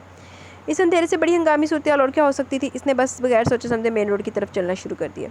دل ہی دل میں قرآنی آیات بھی بٹ کرتی جا رہی تھی۔ چلتے چلتے بس اسٹاپ کی شیڈ تک پہنچ گئی اور یوں بس کا انتظار کرنے لگی جیسے 100% یقین ہو کہ بس آنے والی ہے۔ گاہیں بگاہیں ادھر ادھر بھی دیکھ لیتی، کہیں کوئی موبائل اس کی تلاش میں نہ آ رہی ہو، کئی پرائیویٹ گاڑیاں اس کے پاس سے گزر گئی، ہر گزرنے والی گاڑی دل دھڑکا دیتی ہے۔ یعنی اسی لمحے ایک سیاہ کار اس کے نزدیک آ کر رک گئی اور ہارن دے کر اسے متوجہ کہ اس نے ڈرتے ڈرتے نظر اٹھائی، ایک نوجوان اس کی سمت جھانک رہا تھا۔ ہمارے لائق کوئی خدمت میڈم؟ اور مہنور کی ہتھیلیاں اور پریشانی پر پسینہ پھوٹ نکلا۔ نوجوان نے دوبارہ ہارن دیا، اس نے دل اور جان کی گہرائیوں سے اللہ کو پکارا۔ زمانہ بہت خراب ہے میڈم، ہم آپ کی ہر خدمت کو تیار ہیں، حکم کیجیے۔ وہ اپنی نگاہوں کی آوارہ لپک کے ساتھ مخاطب تھا اور اس کے حلق میں کانٹے پڑ گئے. سارے بدن کا رما رما خوف سے کھڑا ہو گیا. نوجوان نے گاڑی کا دروازہ کھولا اور اترنے لگا. ماہنور کی آنکھوں کے سامنے اندھیرا چھانے لگا. یا اللہ مدد, یہ میں نے کیا کیا؟ پھر تو پاشا ہی بہتر تھا جسے قانونی شکنجے میں جکڑ چکا تھا.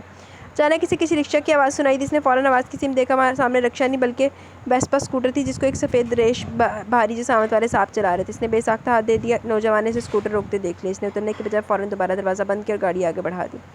اسکوٹر رک چکا تھا. جی بی بی, اسکوٹر سوار بزرگ مرد اس سے مخاطب تھا. وہ جلدی سے شیڈ سے باہر آ گئے. انکل پلیز میری ہیلپ کریں, میں آپ کی شکر گزار ہوں گی, یہ کہتے ہوئے اس کی آواز بھر آ گئی. بیٹے آپ کہاں جانا چاہتے ہیں؟ وہ بات سے بہت حلیم الطبع محسوس ہوئے. وہ مجھے کینٹ اسٹیشن جانا ہے. اس کے منہ سے بے ساختہ نکلا. شاید وہ لاشعوری طور پر تمام متعلقین کی حدود سے بہت دور نکل جانا چاہتی تھی. آپ کو کس جگہ جانا اور کس گاڑی میں؟ وہ ان کے قریب کھڑی تھی. وہ بہت مدھم آواز میں اس سے مخاطب تھے. وہ بس آپ مجھے اسٹیشن پہنچا دیں, آپ کی بہت مہربانی ہوگی. اس نے ان کا سوال نظر انداز کر دیا. وہ تو میں پہنچا سکتا ہوں, مگر آپ کس گاڑی میں جائیں گی؟ بیٹے اور گاڑی کے انتظار میں کیا وہاں بھی آپ اکیلے نہیں ہوں گے؟ اس وقت کسی اچھے گھرانے کی لڑکی باہر تنہا نکلنے کا خطرہ مول نہیں لے سکتی, سوائے اس کہ کوئی آفتاب آ پڑی ہو. آپ مجھے اچھے گھرانے کی بچی دکھائی دیتی ہیں اور میں آپ کو اس وقت باہر دیکھ کر بہت افسوس محسوس کر رہا ہوں. وہ صاحب بہت دلچسپی سے کہہ رہے تھے. میرا تعلق واقعی ایک بہت اچھے گھرانے سے, بس انکل آپ اس وقت میرے لیے کسی فرشتہ سے کم نہیں ہے. میری ہیلپ کیجیے اور مجھے کینٹ پہنچا دیجیے. یوں سمجھیے آپ بہت بڑی نیکی کریں گے اس وقت, اس نے منت سے کہا. میں بالکل آپ کی مدد کرنے کو تیار ہوں, مگر اس وقت میں تھوڑی دیر بعد کون سی گاڑی آپ کو ملے گی؟ آپ جائیں گی کہاں؟ وہ تشویش سے پوچھے تھے. مجھے اپنی خالہ کے پاس جانا اور بہت ضروری جانا ہے. بس اسے یہی جملہ سوچا. خالہ کے پاس تو صبح بھی جایا جا سکتا ہے, اس وقت آپ کہاں سے آ رہی ہیں؟ اصل بات یہ ہے صاحب کو اس کی بات کا یقین نہیں آئے گا. وہ میں تو گھر سے ہی آ رہی ہوں. میری والدہ سوتیلی ہے, وہ زبردستی میری شادی اپنے آوارہ بھانجے سے کرنا چاہتی ہے. میں نے انکار کر دیا تو بس میری شامت ہی آ گئی. ویسے پہلے وہ کون سا میرے ساتھ اچھا سلوک کری تھی, اب تو بس کوئی اللہ ہی نہیں, کوئی حد ہی نہیں رہی.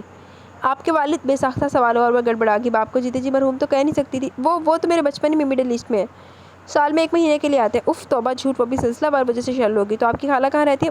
آپ مجھے کینٹ تو پہنچا دیں, کہیں کوئی مجھے ڈھونڈتا ہوا ادھر نہ نکلے. اس نے گویا اپنی بات ٹالنے کی کوشش کی. در حقیقت اس قسم کا خطرہ تو بہرحال موجود تھا. آئیے بیٹھیے, یہ بھی آپ نے درست کہا بیٹے. وہ صاحب بھی قدرے پریشان ہو گئے. وہ پرس سنبھال کر جلدی سے ان کے پیچھے بیٹھ گئی. چادر سے چہرہ اچھی طرح ڈھانپ لیا. اسکوٹر آگے بڑھ رہا تھا. وہ طے شدہ ڈامر کی چمکتی سڑک کو گردن موڑ کر دیکھ رہی تھی. ہاں تو بیٹے آپ نے بتایا نہیں, آپ کی خالہ کہاں رہتی ہیں؟ جی وہ حیدرآباد میں رہتی ہیں. زین نے پھر برق رفتاری سے کام کیا. حیدرآباد میں کس جگہ؟ پھر سوال ہے. وہ زچ ہوگی. حیدرآباد کے بارے میں تو اسے بھی کوئی خاص معلومات نہیں تھی. وہ لطیف آباد میں, اتنا تو اسے پتا تھا کہ حیدرآباد میں لطیف آباد بھی ہے. کون سے نمبر میں؟ وہ شاید کھٹک گئے تھے جو جھوٹے کو گھر تک پہنچانے کی کوشش کر رہے تھے. جی میں سمجھی نہیں, وہ بے ساختہ کہہ گئی. بھائی لطیف آباد کے بہت سے نمبر, آپ کو ایڈریس تو معلوم ہے ان کا؟ وہ قدرے حیرانی سے پوچھ رہے تھے. جی 7 نمبر میں. حالانکہ کہتے ہوئے دل دھڑک گیا, پتہ نہیں 7 نمبر ہے بھی یا نہیں. اسے تو کراچی کا بھی زیادہ پتہ نہیں تھا, حیدرآباد کا کیا پتہ ہوتا. اچھا 7 نمبر میں. وہ جیسے قدرے مطمئن ہو گئے. اس نے بھی اطمینان کا سانس لیا.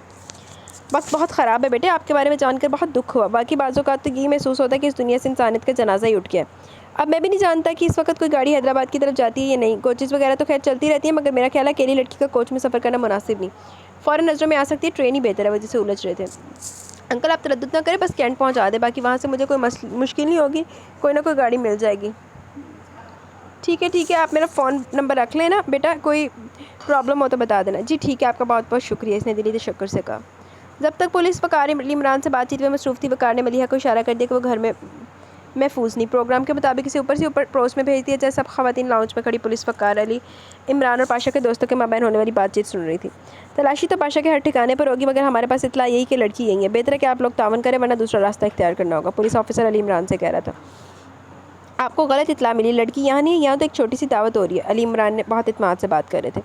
اطلاع غلط نہیں ہے, ہم تلاشی لینا چاہتے ہیں, آفیسر نے قطعی انداز میں کہا. وقار نے اسی لمحے ملیحہ کو اشارہ کیا اور وہ لاؤنج کے راستے سے اوپر دوڑ گئی. پولیس گھر کے اندرونی حصوں میں داخل ہو گئی. کم النساء کے جسم پر لرزہ طاری ہو گیا. صبیحہ بیٹے مجھے ایک گلاس ٹھنڈا پانی پلاؤ. وہ صوفے پر ڈھہ گئی تھی. صبیحہ فوراً پانی لینے دوڑ پڑی. وہ پانی پی رہی تھی کہ ملیحہ دوڑتی ہوئی واپس آئی. بھابھی اوپر نہیں ہے. اس نے سرگوشی میں صبیحہ کو بتایا. اوپر نہیں ہے؟ صبیحہ پہنچ کی رہ گئی. وہیں ہوگی, ادھر ادھر کھڑی ہوں گی. وہ بھی سرگوشی میں بولی. جلدی جاؤ, اس سے پہلے پولیس اوپر پہنچے. اس نے اسی طرح سرگوشی میں ملیحہ کو کہا. میں سب جگہ دیکھ کر آ رہی ہوں, ملیحہ نے چلا کر جواب دیا. یہ اوپر جانے کا راستہ. امیر بخش اوپر دیکھو. اسی لمحے آفیسر کی آواز گونجی. سپاہیوں کے بوٹوں سے سینہ لرزنے لگا اور اس سے کہیں زیادہ نیچے کھڑے لوگوں کے دل. کم النساء زیر لب کچھ پڑھنے لگی. آفیسر چھڑی بغل میں دبائے ریوالور ہاتھ میں اچھالتے ادھر ادھر ٹہل رہا تھا. وقار اور علی عمران اپنی جگہ استادہ تھے. پریشانی ان کے چہروں سے بھی واضح تھی. سر لڑکی اوپر نہیں ہے, ایک سپاہی نے نیچے آ کر اطلاع دی. مگر لڑکی کو ادھر ہی ہونا چاہیے. آفیسر اپنی جگہ اڑا ہوا تھا. سر اوپر صرف 2 کمرے, ایک باتھ روم ہے اور اوور ہیڈ ٹینک ہے, اور کچھ نہیں. سپاہی نے موت بانا عرض کی. اوور ہیڈ ٹینک بھی دیکھو ٹارچ سے. ٹارچ ہے؟ آفیسر نے پوچھا. کچھ کیس کچھ اس طرح کا کہ کچھ بھی ممکن ہو سکتا ہے. اس نے سپاہی سے کہا اور سپاہی دوبارہ اوپر چلا گیا. آپ کا خیال ہے وہ ٹینک میں کود گئی ہوں گی؟ صبیحہ نے چڑ کر کہا. حالانکہ اس کا دل بیٹھا جا رہا تھا. آخر وہ کہاں گئی؟ نہ بھی کودی اور دھکا بھی دیا جا سکتا ہے. پولیس آفیسر نے مشینی انداز میں ٹکا سا جواب دیا. مدیحہ کا بچہ رو رہا تھا. وہ اسے لے کر لان کی طرف آ گئی. توبہ استغفار. قمر النساء نے آفیسر کے اندیشے پر بے ساختہ کہا تھا. اندر سے بے حد پریشان تھی. نہیں کدھر گیا؟ ہاں اوپر نہیں ہے تو کہاں ہے؟ سر لڑکی اوپر نہیں ہے. اچھی طرح خیال دیکھ لیا. سپاہی دوبارہ واپس آ گیا تھا. تم لوگ گاڑی میں بیٹھو. خیابان شمشیر چلنا ہے. خیابان شمشیر چلنا ہے. آفیسر نے ایک بار تو پھر چاروں طرف نظر دوڑاتے ہوئے حکم دیا. باقی دوسرے سپاہی بھی نیچے آ چکے تھے. حکم سنتے ہی بغیروں کے باہر نکل گئے. ٹھیک ہے ماں جی ہم چلتے ہیں. آپ لوگ اتنی ہوشیاری کریں. لڑکی تو ہم پھر بھی بازیاب ہو ہی جائے گی. وہ اتنا کہہ کر باہر نکل گئے. ارے کہاں چلی گئی وہ؟ قمر النساء نے ملیحہ کی طرف دیکھا. صبیحہ نے فوراً اس کے منہ پر ہاتھ رکھ دیا. اماں پولیس ابھی یہی ہے. کیا کر رہی ہیں؟ وہ بدحواس ہو کر کہہ رہی تھی. وقار اور علی عمران بھی آفیسر کے پیچھے چلے گئے. قمر النساء دل پکڑ کر بیٹھ گئی. صبیحہ اور ملیحہ ان کے دائیں بائیں بیٹھ گئی. تھوڑی دیر بعد گاڑیوں کے روانہ ہونے کی آوازیں سنائی دی تو اس نے فوراً بعد علی عمران اندر لاؤنج میں داخل ہوئے. وقار کہاں ہے؟ ملیحہ پریشان ہو کر اٹھ کھڑی بھی. یہیں آ رہے ہیں. علی عمران نے تسلی دی. ملیحہ تم خود اسے اوپر چھوڑ کر آئی تھی؟ علی عمران نے پوچھا. جی عمران بھائی میں ان کو مگر یہ بھی کہہ کر آئی تھی کہ اگر خطرہ ہوا تو انہیں پڑوس میں پہنچا دیں گے. اوپر چھت سے برابر میں اترا جا سکتا ہے. ملیحہ کو فوراً دھیان آ گیا. تو پھر چلو پڑوس میں معلوم کرتے. ظاہر ہے وہ اس کے علاوہ جا بھی کہاں سکتی ہے. انہوں نے قدرے اطمینان کا سانس لیتے ہوئے کہا. آؤ صبیحہ تم بھی آ جاؤ. انہوں نے ملیحہ کے ساتھ باہر نکلتے ہوئے بیوی سے کہا. صبیحہ نے ماں کی طرف دیکھا. چل رہی ہیں اماں؟ مسعود کے گھر؟ بلکہ آپ ہی کو جانا چاہیے. ہاں ہاں چلتی ہوں. خدا کرے وہیں ہوں. وہ بہت پریشان تھی. تینوں علی عمران کے پیچھے پیچھے چل پڑی. اماں آپ پریشان نہ ہو. وہ وہیں ہوں گی. سوچیں جا بھی کہاں سکتی ہیں؟ ملیحہ نے ماں کا ہاتھ تھام کر بہت محبت کے ساتھ تسلی دی. پڑوسی کے گیٹ تک علی عمران پہلے پہنچ کر کال بیل کا بٹن پش کر چکے تھے. تینوں ماں بیٹیوں کے پہنچنے تک گیٹ کھل چکا تھا اور بلو گیٹ سے باہر جھانکتے بڑی حیرانی سے انہیں دیکھ رہا تھا. تمہاری ماں ہے اندر بیٹا؟ قمر النساء نے بے تابی سے پوچھا. نہیں ممی تو نہیں ہے آنٹی. ممی پاپا مسعود ہیرا سب اسلام آباد گئے ہیں. پھپھو ہیں. آ جائیں آپ لوگ اندر آ جائیں. اس نے ایک طرف ہو کر انہیں راستہ دیا. علی عمران اسی طرح پشت پر ہاتھ باندھے کھڑے رہے. آپ بھی آ جائیں بھائی جان. بلو نے متوجہ کیا تو انہوں نے قدے ہچکاتے ہوئے قدم بڑھا دیے. بلو کی پھپھو سامنے نظر پڑ گئی. کال بیل کی آواز پر وہ اندازہ لگا چکی تھی ضرور برابر سے کوئی آیا ہوگا. السلام علیکم خالہ جان. انہوں نے قمر النساء کو سلام کیا. وعلیکم السلام. اچھی ہو؟ قمر النساء نے تکلف سے پوچھا. ان کی نظریں ادھر ادھر طواف کر رہی تھی. جی شکر ہے. آئیں ادھر ڈرائنگ روم میں آ جائیں. آج تو غالباً کوئی تقریب تھی آپ کے یہاں. میں بلو سے کہہ رہی تھی کہ کوئی دعوت وغیرہ ہو رہی ہے. دیکھ لیں پڑوسیوں کو پوچھا تک نہیں. انہوں نے صبیحہ اور ملیحہ کی طرف مسکرا کر دیکھا. ارے دعوت کیسی نائمہ سب پتہ چل جائے گا تمہیں. ہمسایوں سے کیا چھپانا. ذرا ایک گلاس ٹھنڈا پانی پلوا دو مجھے. وہ صوفے پر بیٹھ کے گہری گہری سانس لینے لگی. بلو اور علی عمران بھی ڈرائنگ روم میں آ چکے تھے. بلو آنٹی کے لیے گلاس پانی لے کر آؤ. نائمہ نے فوراً ہی بلو سے کہا. وہ الٹے پاؤں باہر چلا گیا. نائمہ تم یہاں میرے پاس بیٹھو. قمر النساء بدقت تمام بولیوں میں بہت نڈھال تھی. نائمہ اٹھ کر ان کے قریب آ بیٹھی. وہ صبیحہ اور قمر النساء کے درمیان تھی. بلو پانی لے اور گلاس قمر النساء کو تھما دیا. نائلہ حیران نہیں منتظر تھی. ان کو علم تھا کہ وہ سب کیوں آئے. اس لیے وہ بہت اطمینان سے ہتھیلی گال کے نیچے اور کونی جوانوں پر ٹکائے بیٹھی تھی. قمر النساء نے پانی بہت بے تابی سے پیا. پانی پی کر ذرا سانس درست کرنے لگی. صبیحہ ملیحہ بہت مضطرب سے کھلے دروازے سے باہر دور تک دیکھنے کی کوشش کر رہی تھی کہ شاید نظر پڑ جائے. مگر علی عمران ٹانگ پر ٹانگ رکھے بہت تکلف سے بیٹھے کسی دھیان میں گھومتے. وہ نائمہ ہماری بہو تو نہیں آئی ادھر؟ میرا مطلب ہے آپ کے گھر. قمر النساء بلا کر بول پڑی. آپ کی بہو؟ کیا آپ نے پاشا کی شادی کر ڈالی؟ نائمہ نے چونکنے کے داری کی. ہاں بس سادگی سے نکاح کر دیا تھا. قمر النساء نے مجرموں کی طرح نظریں جھکا کر جواب دیا. مگر آپ کی بہو یہاں ہمارے گھر کیوں آئے گی؟ میں سمجھی نہیں. نائمہ نے الجھن ظاہر کی. صبیحہ ملیحہ کے چہرے پھیکے پڑ گئے. صاف ظاہر تھا وہ یہاں نہیں آئی. سچ کہو. قمر النساء کا دل بیٹھنے لگا.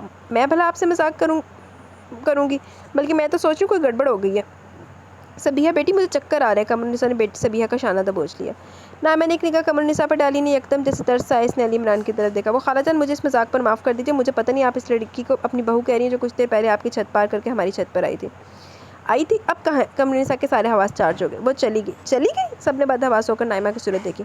مجھے تو صورتحال کا اندازہ نہیں تھا. اس نے مختصراً جو کچھ بتایا اس کی روشنی میں نے اسے روکنا مناسب نہیں سمجھا اور نہ ہی اس سے سوال جواب کیے. مجھے بس وہ لائق ہمدردی محسوس ہوئی. نائمہ دھیرے دھیرے بتا رہی تھی. لیکن کیا اس نے یہ نہیں بتایا وہ جا کہاں رہی ہے؟ قمر النساء نے گویا نچڑ کر رہ گئی. شاید وہ اپنے گھر ہی گئی ہے. جواب مشکوک تھا. خدا کرے وہ اپنے گھر ہی گئی ہو. علی عمران اتنی دیر میں پہلی مرتبہ گویا. اس کا گھر تو یہاں سے زیادہ دور نہیں. چلو عمران اس کے گھر چلتے ہیں. قمر النساء بے تابی سے کہہ رہی تھی. اماں اگر وہ اپنے گھر گئی ہے تو گھبرانے کی کوئی بات نہیں. رات بہت ہوگی. صبح چلیں گے. ہمارے برادر نے جو کچھ ان کے ساتھ کیا وہ ہمارا استقبال پھولوں کے حال پہنا کر تو کریں گے نہیں. اس کے گھر جانا مذاق بات نہیں ہے. اماں آپ کیا سمجھ رہی ہیں؟ علی عمران ساز کو سمجھانے لگے. لیکن اس سے ملے بغیر دیکھے بغیر مجھے چین نہیں آئے گا. وہ جو کہیں گے سن لوں گی. تھکے دے دیں گے کھا لوں گی. مگر تم چلو بچیو تم گھر چلو. میں اور عمران مانور کے گھر ہو کر آتے ہیں. نائمہ باجی آپ ہی اماں کو سمجھائیں. آپ سے کچھ چھپا ہوا تو نہیں؟ صبیحہ نے کہا. خالہ جان آپ ان سب کی بات پر غور کر لیں. غلط نہیں کہہ رہے. قوم کا کوئی بڑی بدمزگی ہو سکتی ہے. نائمہ نے صبیحہ کی بات رکھی. تم سب کچھ کہو مگر مجھے اپنی تسلی کرنا ہے. اس کے گھر والے تو اس پر اپنے گھر کے دروازے بند کر چکے، ضروری ہے کہ وہ وہیں گئی ہو، بس میں یہی دیکھنا چاہتی ہوں کہ وہاں گئی ہے یا نہیں۔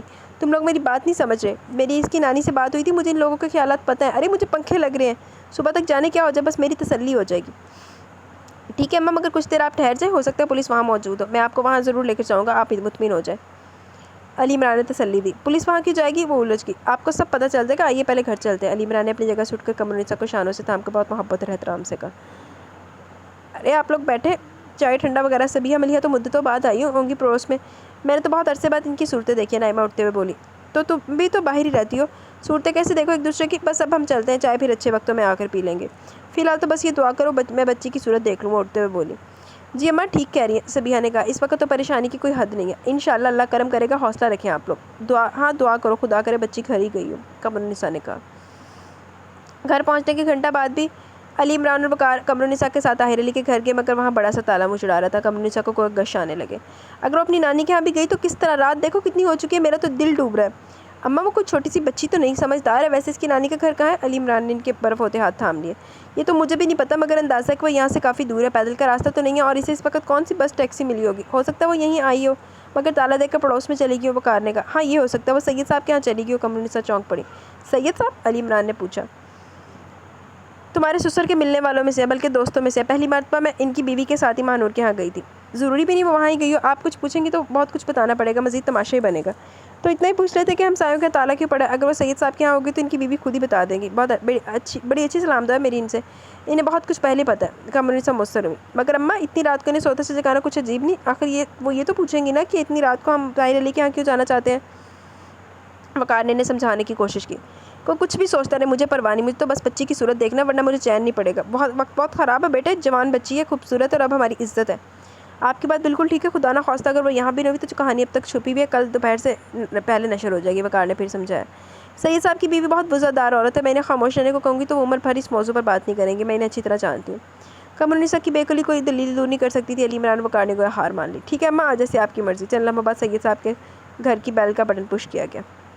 دروازہ سید صاحب نے کھولا، کچی نیند سے اٹھے تھے اس لیے آنکھیں پھاڑ کر آنے والوں کو پہچاننے کی کوشش کر رہے تھے۔ السلام علیکم بھائی صاحب، میں ہوں پاشا کی ماں۔ قمرالنساء نے آگے آ کر انہیں مشکل سے نکالا۔ جی وعلیکم السلام، خیریت؟ اندر آ جائیں آپ لوگ۔ وہ یکلخت پریشان ہو گئے۔ رات بہت ہوگی، اتنی رات کو آپ کی نیند خراب کی معافی چاہوں گی، بس اس وقت یہ معلوم کرنا تھا کہ آپ کے ہمسائے طاہر علی کیا کہیں گے ہمیں؟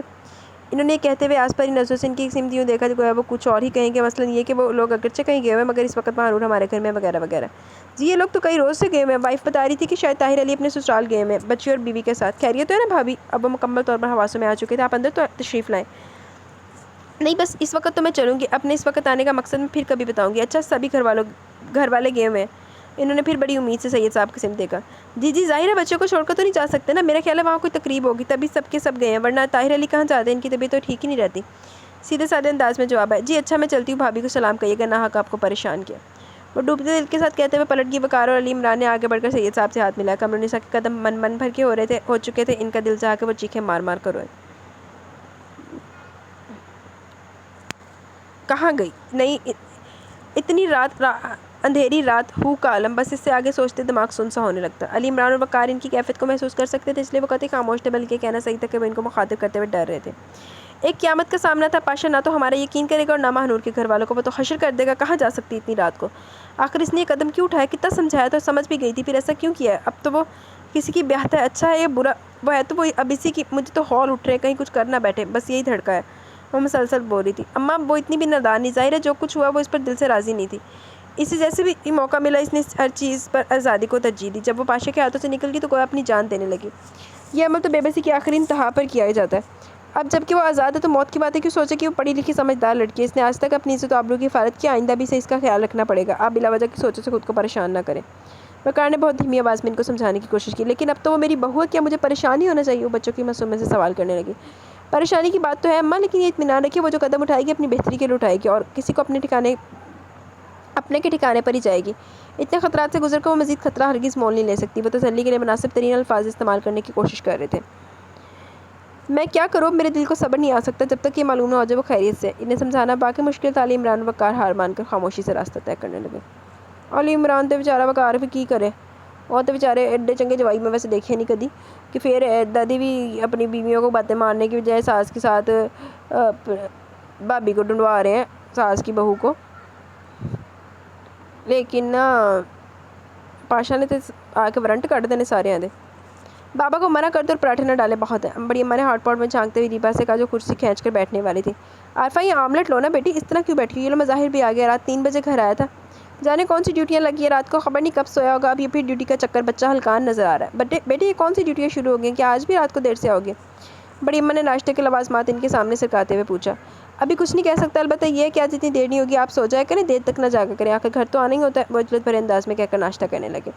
یہ بھی خوب کہیں جاگا نہ کروں, جب تک سب بچے گھر میں نہ ہوں مجھے نیند نہیں کہاں آتی ہے. اور پھر تم نے کام بھی تو بہت نکالنے کہ مانو جان سولی پہ لٹکی ہوتی ہے. بیٹے وہ بہت خطرناک آدمی, میں نے اپنی نیندیں ویران کی ہیں تو تمہیں یہاں دیکھا ہے. وہ قدر ناراض لہجے میں گویا. ڈر کر اپنے حق سے دستبردار ہونا بھی تو خود پر ظلم ہے بڑی اماں. وہ گرفتار تو ہو گیا, دعا کرے اگلے مرلے بھی ساتھ خیریت سے طے ہو جائے. انہوں نے گویا دھماکہ کیا. جو جہاں تھا سناٹے میں رہ گئے. ظہیر بہت ان حماق سے اخبار دیکھ رہے تھے. انہوں نے اخبار ٹیبل پر رکھ دیا, تعجب سے مظاہر کی شکل دیکھی. عارفہ نے ہاتھ میں پکڑا نوالا واپس پلیٹ پر رکھ دیا, پہلے ماں کی طرف پھر مظاہر کی طرف, یوں دیکھا جیسے جو کچھ سنا سماعت کا دھوکہ ہو. اس وقت اظہر مظہر اور اظہار موجود نہیں تھے.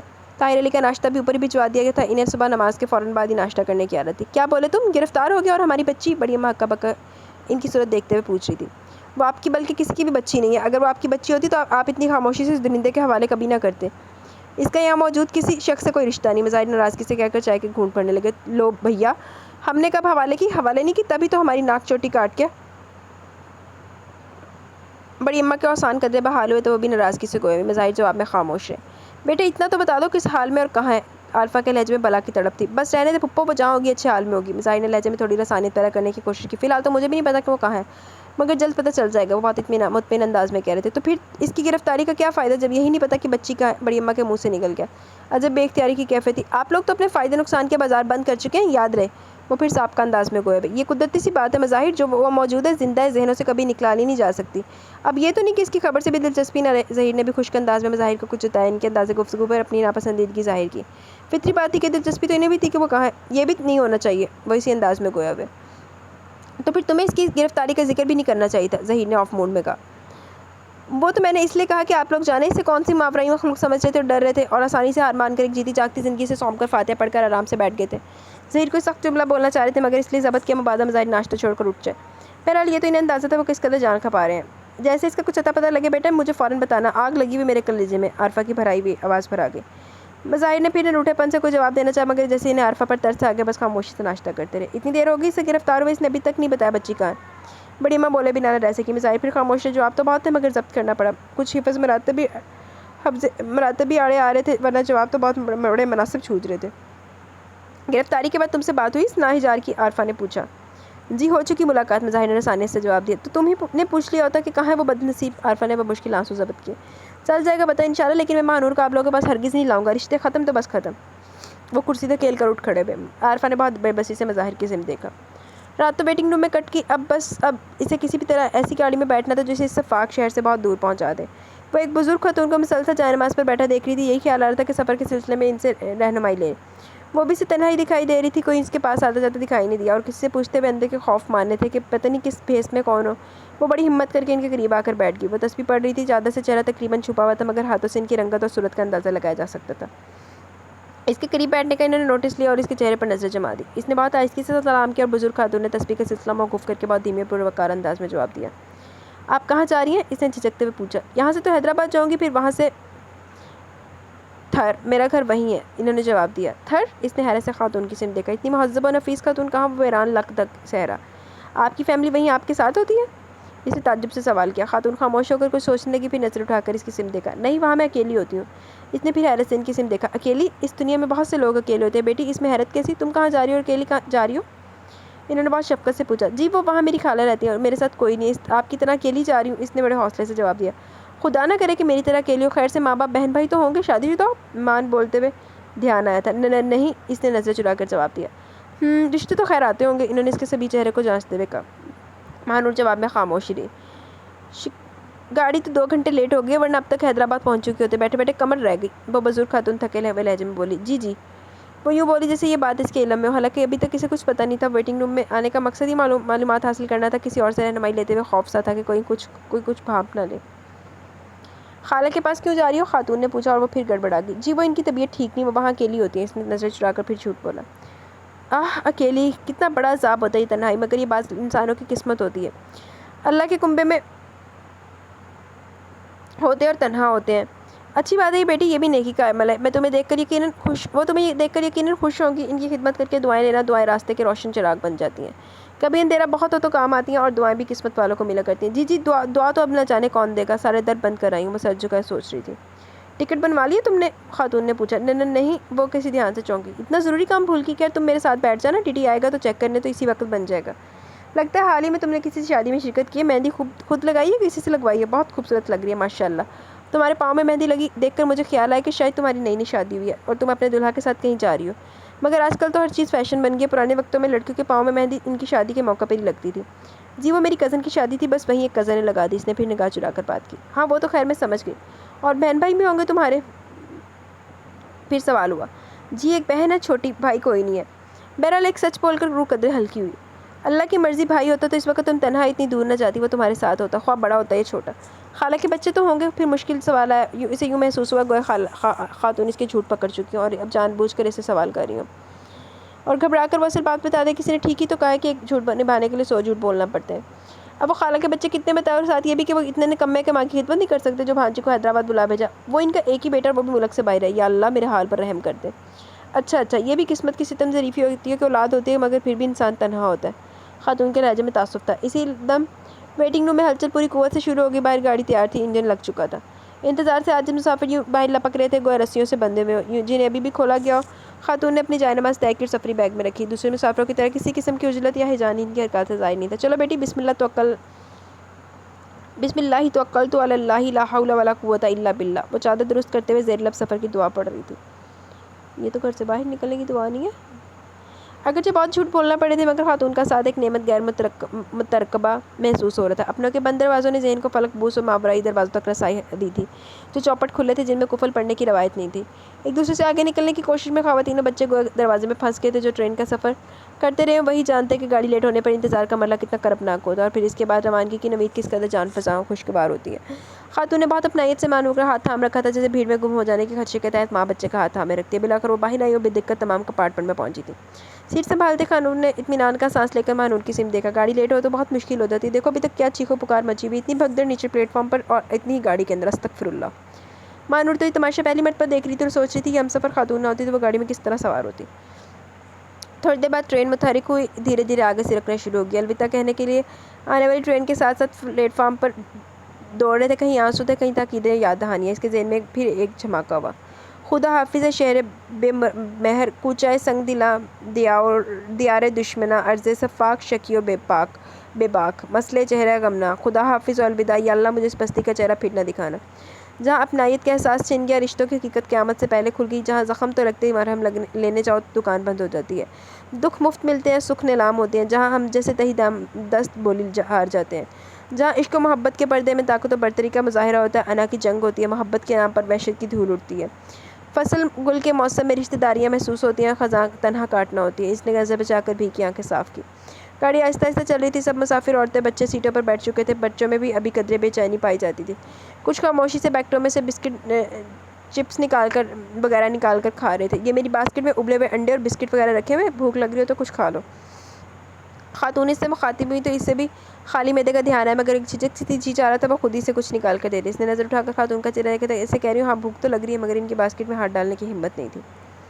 شاید خاتون نے اس کی جھجک محسوس کر لی، انہوں نے بسکٹ کا پیکٹ نکال کر اسے تھما دیا۔ لو کھا لو، انڈا چھیل دوں؟ وہ شفقت بھرے لہجے میں پوچھ رہی تھی۔ حد ہوگی، وہاں ویٹنگ روم میں تو مجھے دھیان ہی نہیں آیا کہ تمہارے پاس کھانے پینے کی کوئی چیز نہیں، وہاں تو کھانا وغیرہ بھی مل سکتا تھا، وہ تعصب سے کہہ رہی تھی۔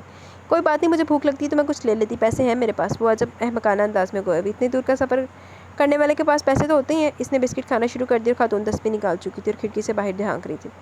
چہرہ حمس چادر میں چھپا ہوا تھا، حالانکہ کمپارٹمنٹ میں کوئی مرد نہیں تھا۔ اسٹیشن اتر کر بس میں بیٹھو گی یا رکشہ لوگی؟ خاتون کی آواز نے پھر چونکا دیا۔ رکشہ لے لوں گی، اس نے فوراً جواب دیا۔ حیدرآباد میں کہاں جاؤ گی؟ لطیف آباد۔ اس نے وہی رٹایا جواب دیا جو اسکوٹر والے صاحب کو دے چکی تھی۔ ان کا وزٹنگ کارڈ اس کے پرس میں تھا، جس سے بڑی تقویت تھی۔ تھر میں تو شاید خیمے لگا کر رہتے ہیں لوگ، اس نے پہلی مرتبہ خاتون سے سوال کیا۔ خاتون بے ساختہ مسکرا دی، مسکراہٹ ان کی نظروں سے جھلکی۔ نہیں، وہاں گھر بھی ہوتے ہیں، شہروں کی طرح بڑے بڑے آرام دہ تو نہیں ہوتے، مگر بہرحال گھر ہوتے ہیں۔ تھر کے صحرا سے بالکل قریب ایک گاؤں ہے، نوکوٹ، ایک آباد گاؤں۔ وہاں گھر بھی اور دکانیں بھی، ضرورت کی چیزیں وہاں سے مل جاتی ہیں، بہت رونق ہے اس گاؤں میں۔ میں وہاں بچوں کو پڑھاتی ہوں، بہت عزت کرتے ہیں وہاں کے لوگ اور بہت سکون ہے وہاں۔ آپ مجھے اپنا ایڈریس دے دیجیے گا، ہو سکتا ہے میں آپ سے ملنا چاہوں۔ اس کے ذہن کے مزید دریچے واہ ہوئے۔ تو نو کوٹ آ کر کسی سے بھی کہو کہ استانی عائشہ کے یہاں جانا ہے تو وہ تمہیں میرے گھر پہنچا دے گا. یہی بڑا سیدھا سا ایڈریس ہے. ویسے تم آؤ گی تو مجھے بہت خوشی ہوگی. حالانکہ طبیعت ٹھیک ہو تو انہیں بھی ساتھ لانا.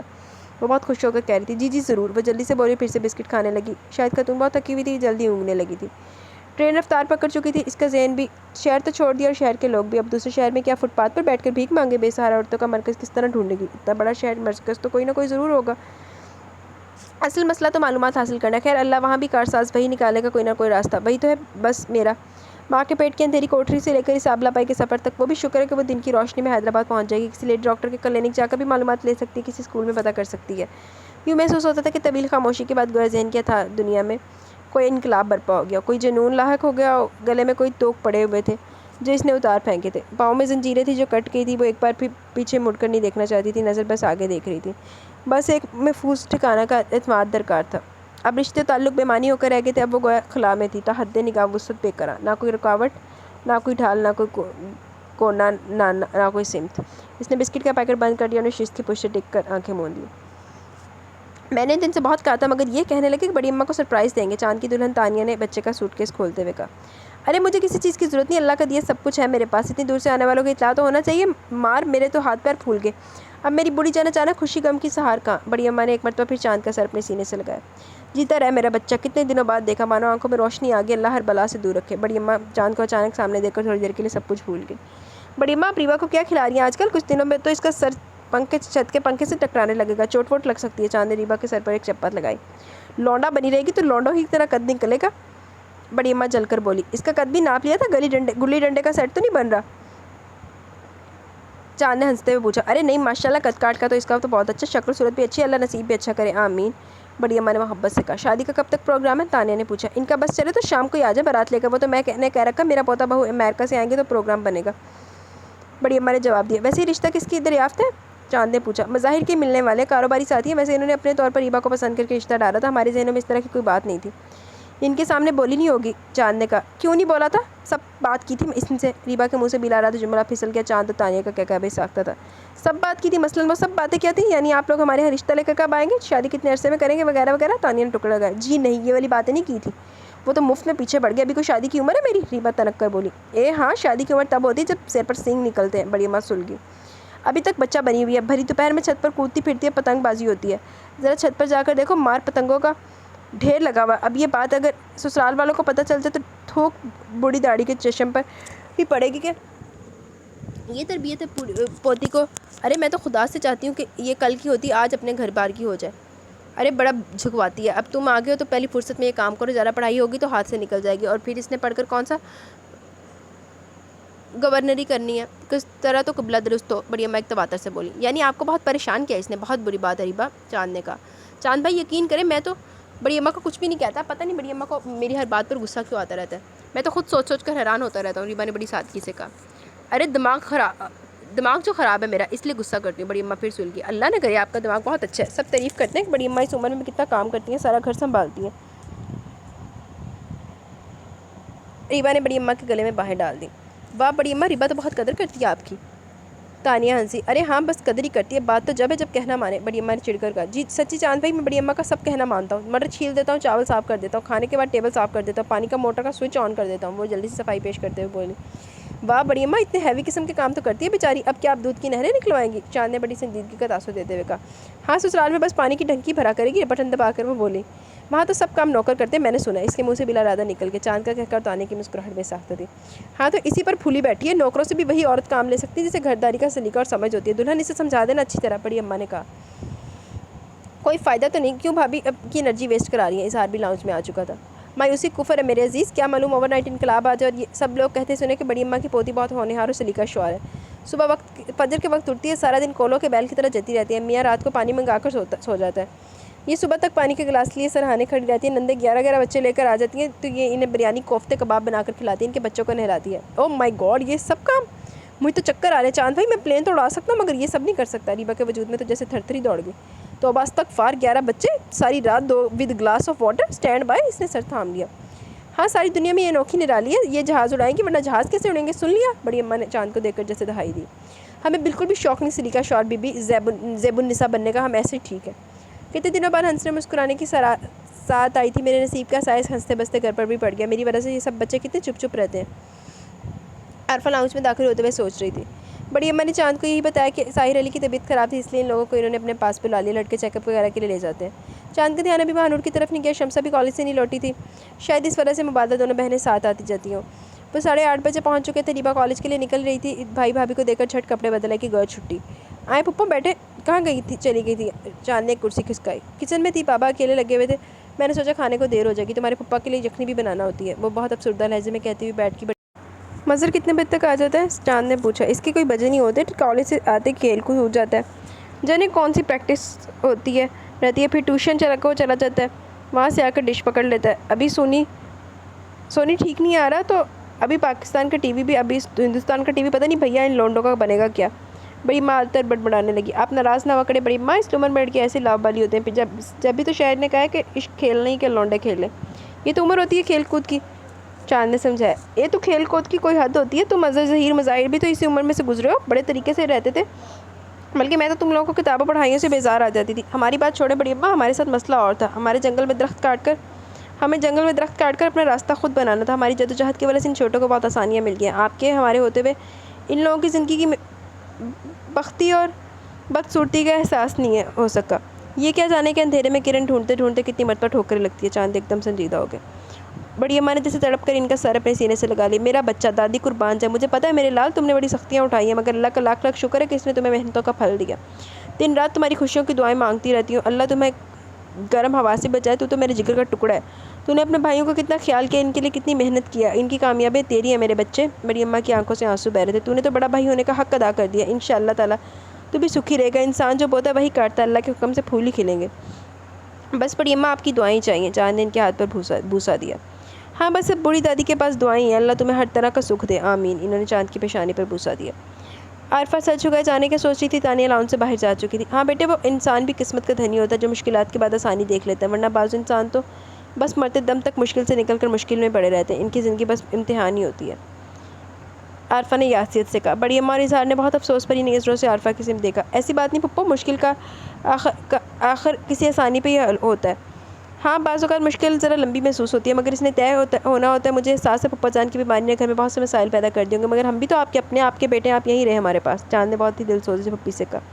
جیتے رہو، اللہ تمہیں ہر طرح کا سکھ دے، اس میں تو کوئی شک نہیں کہ اس خاندان میں سب سے زیادہ تم ہی لوگوں نے اپنائیت کا احساس دیا۔ کتنے دن ہو گئے مجھے یہاں آئے ہوئے، سب بچے میرا بہت خیال رکھتے ہیں، جس کو بہت ٹائم ملتا ہے فوراً پپا کے پاس جا کر بیٹھ جاتا ہے، اور یہ تو میری ماں ہے، ان کی تو بات ہی الگ ہے۔ عارفہ کی آنکھوں سے موتی ٹوٹ ٹوٹ کر گرنے لگے۔ ارے پپا، یہ کیا؟ آپ حوصلہ رکھیں، پپا جان ٹھیک ہو جائیں گے، اب تو تقریباً 2 ماہ کے لیے میں یہاں ہوں، اور فارغ ہوں، میں خود پپا جان کی ٹریٹمنٹ پہ توجہ دوں گا، ان کا چیک اپ اچھے سے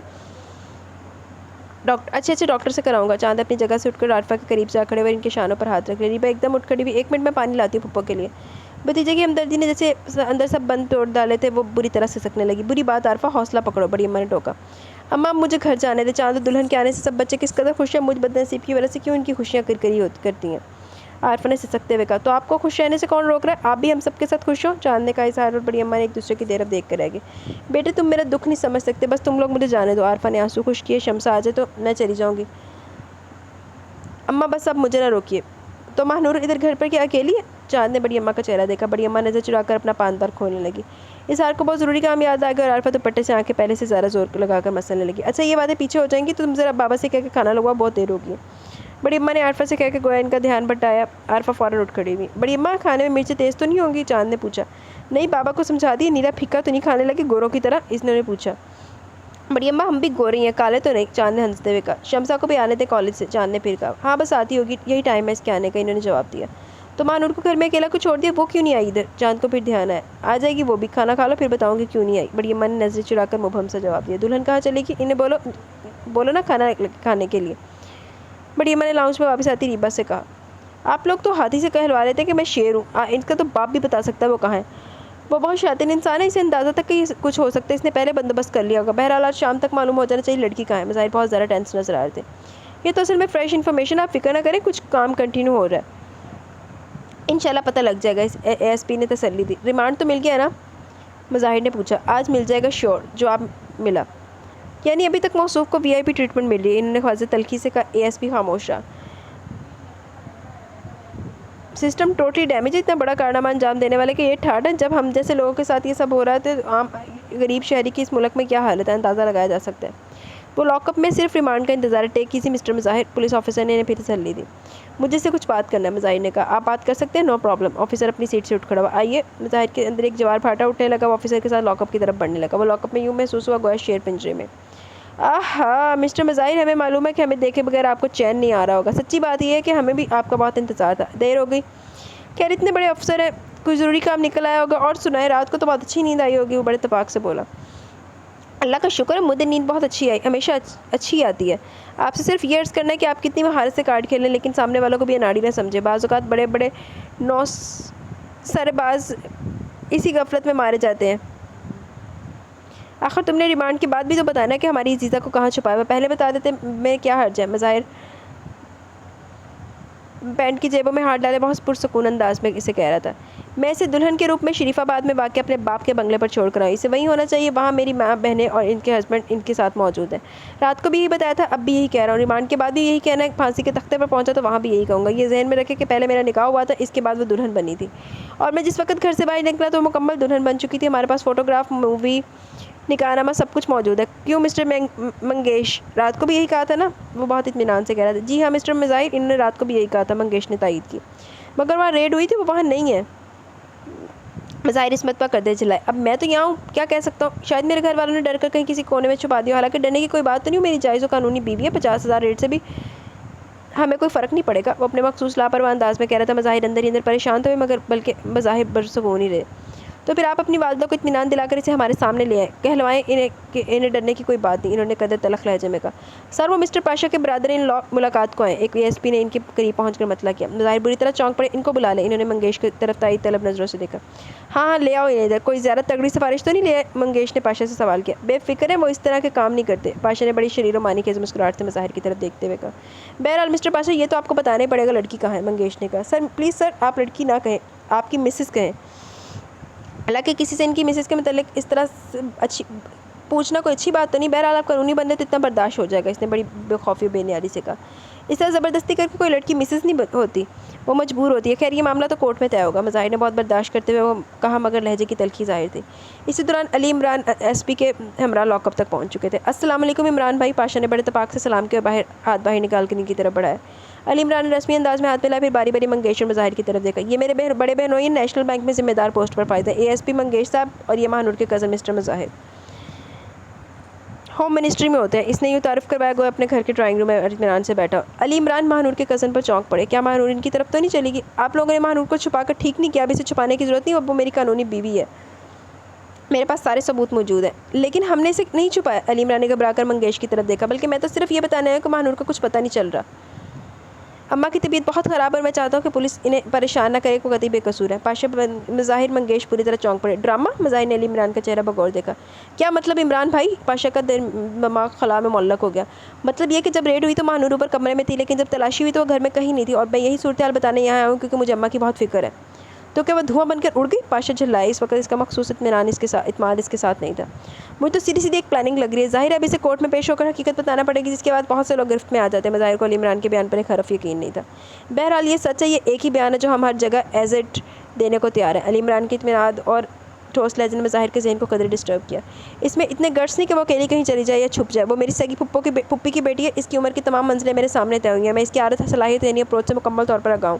وہ تو اسی شہر میں بس میں بیٹھ کر کبھی تنہا کہیں نہیں گئی، اس لیے آپ کا یہ بیان کم از کم مجھے تو ہضم نہیں ہو سکتا، سوری۔ مظاہر علی عمران سے مخاطب تھے اور اندر سے انتہائی مضطرب۔ عموماً انقلابی تبدیلیاں انسان کو بہت بدل دیتی ہیں اور اس طرح کی تبدیلیوں کے اعلان نہیں ہوتے، علی عمران نے بڑے نبے تلے اور سنجیدہ لہجے میں جواب دیا۔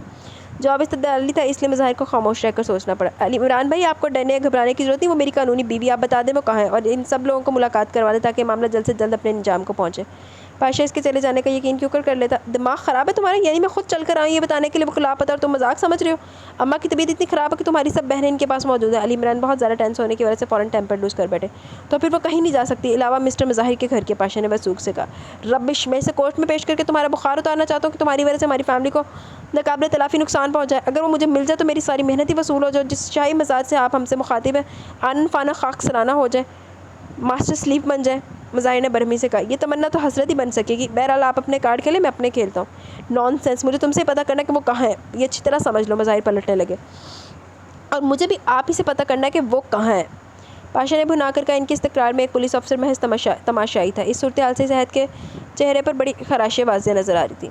ہاں تو کر لینا مجھ سے پتہ، مظاہرے سلگانے والے لہجے میں جواب دے اور آگے بڑھ کے اے ایس پی منگیشن کے پیچھے تھا۔ علی عمران ان دونوں کو گردن موڑ کر جاتا دیکھتے رہے۔ میں چاہ رہا ہوں اس کا کھاتا چھوٹا رہے، مگر اس کے ارادے کچھ اور نظر آ رہے۔ کس طرح اتارے گئے اتنے سارے قرض؟ پاشا کی آنکھوں میں لہو اتر رہا تھا۔ تمہارا اندازہ درست نہیں ہے، کنفرم ہو چکا وہ جانے پہچانے ٹھکانوں پر نہیں پہنچی، اسی وجہ سے تما کی حالت خراب ہے کہ وہ اکیلی کہاں بھٹک رہی ہوگی۔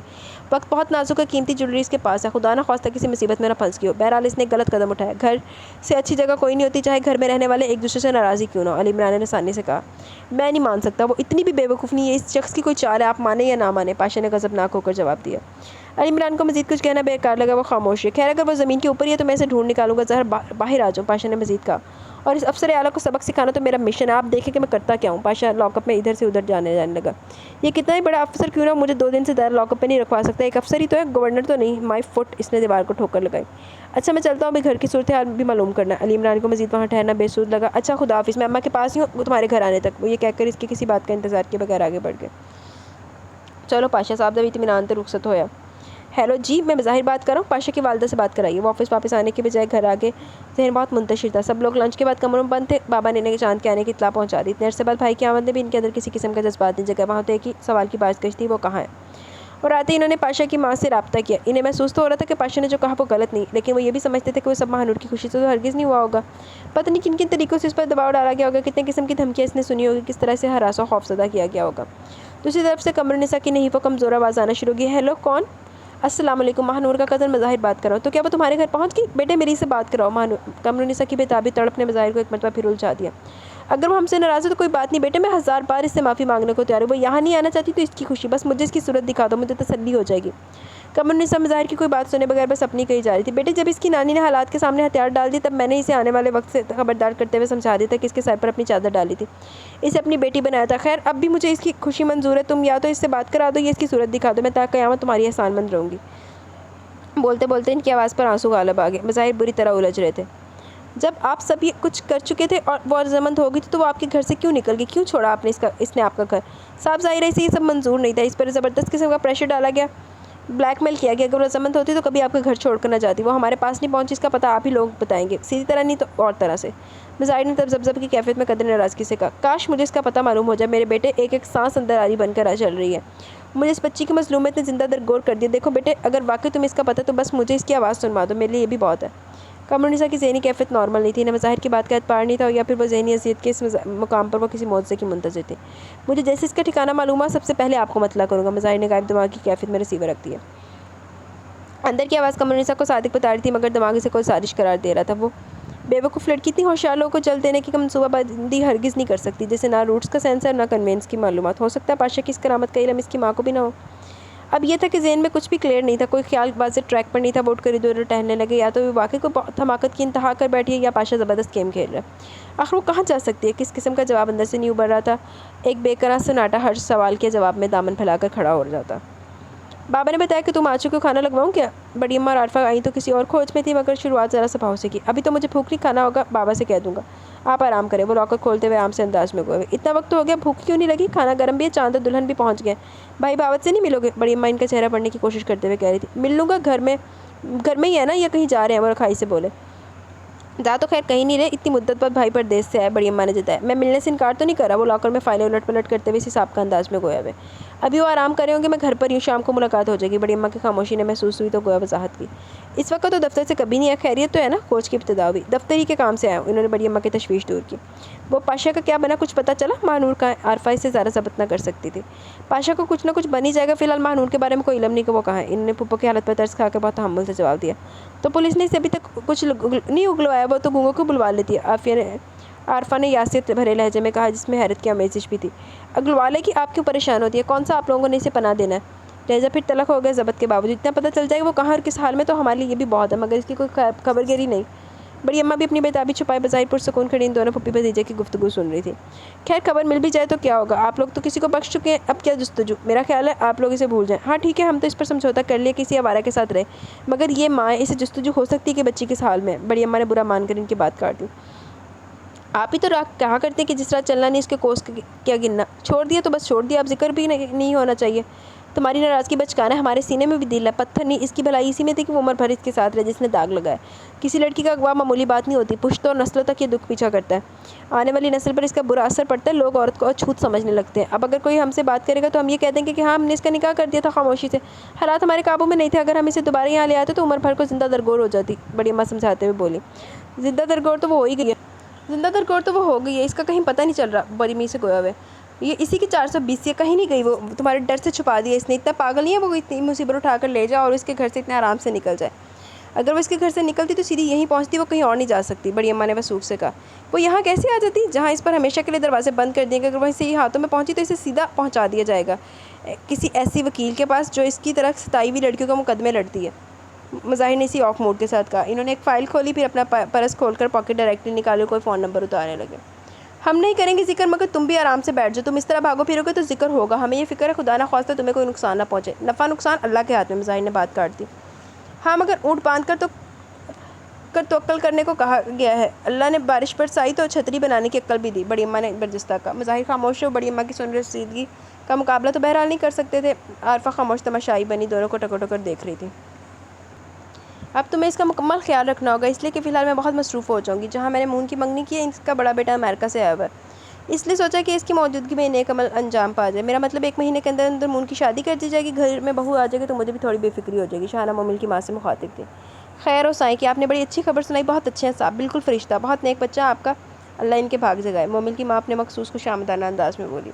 خیر بچہ تو میرا بہت اچھا ہے، میری بہو بھی بہت اچھی ہے، بہت چھوٹی عمر کی بھولی بھالی معصوم سی، 10 سونے کے سیٹ بنوائے ہیں میں نے اس کے لیے، انشاءاللہ بہت دھوم سے بیاہ کر لاؤں گی، شاہانہ نے بہت گرم جوشی سے کہا۔ مومل باتھ روم میں کھڑی اپنی اوڑھنی نچوڑتے ہوئے سب سن رہی تھی۔ ٹھیک کہہ رہی اماں، وہ فرشتہ ہے دوزخ کا، اس کے سینے سے ہوک اٹھی۔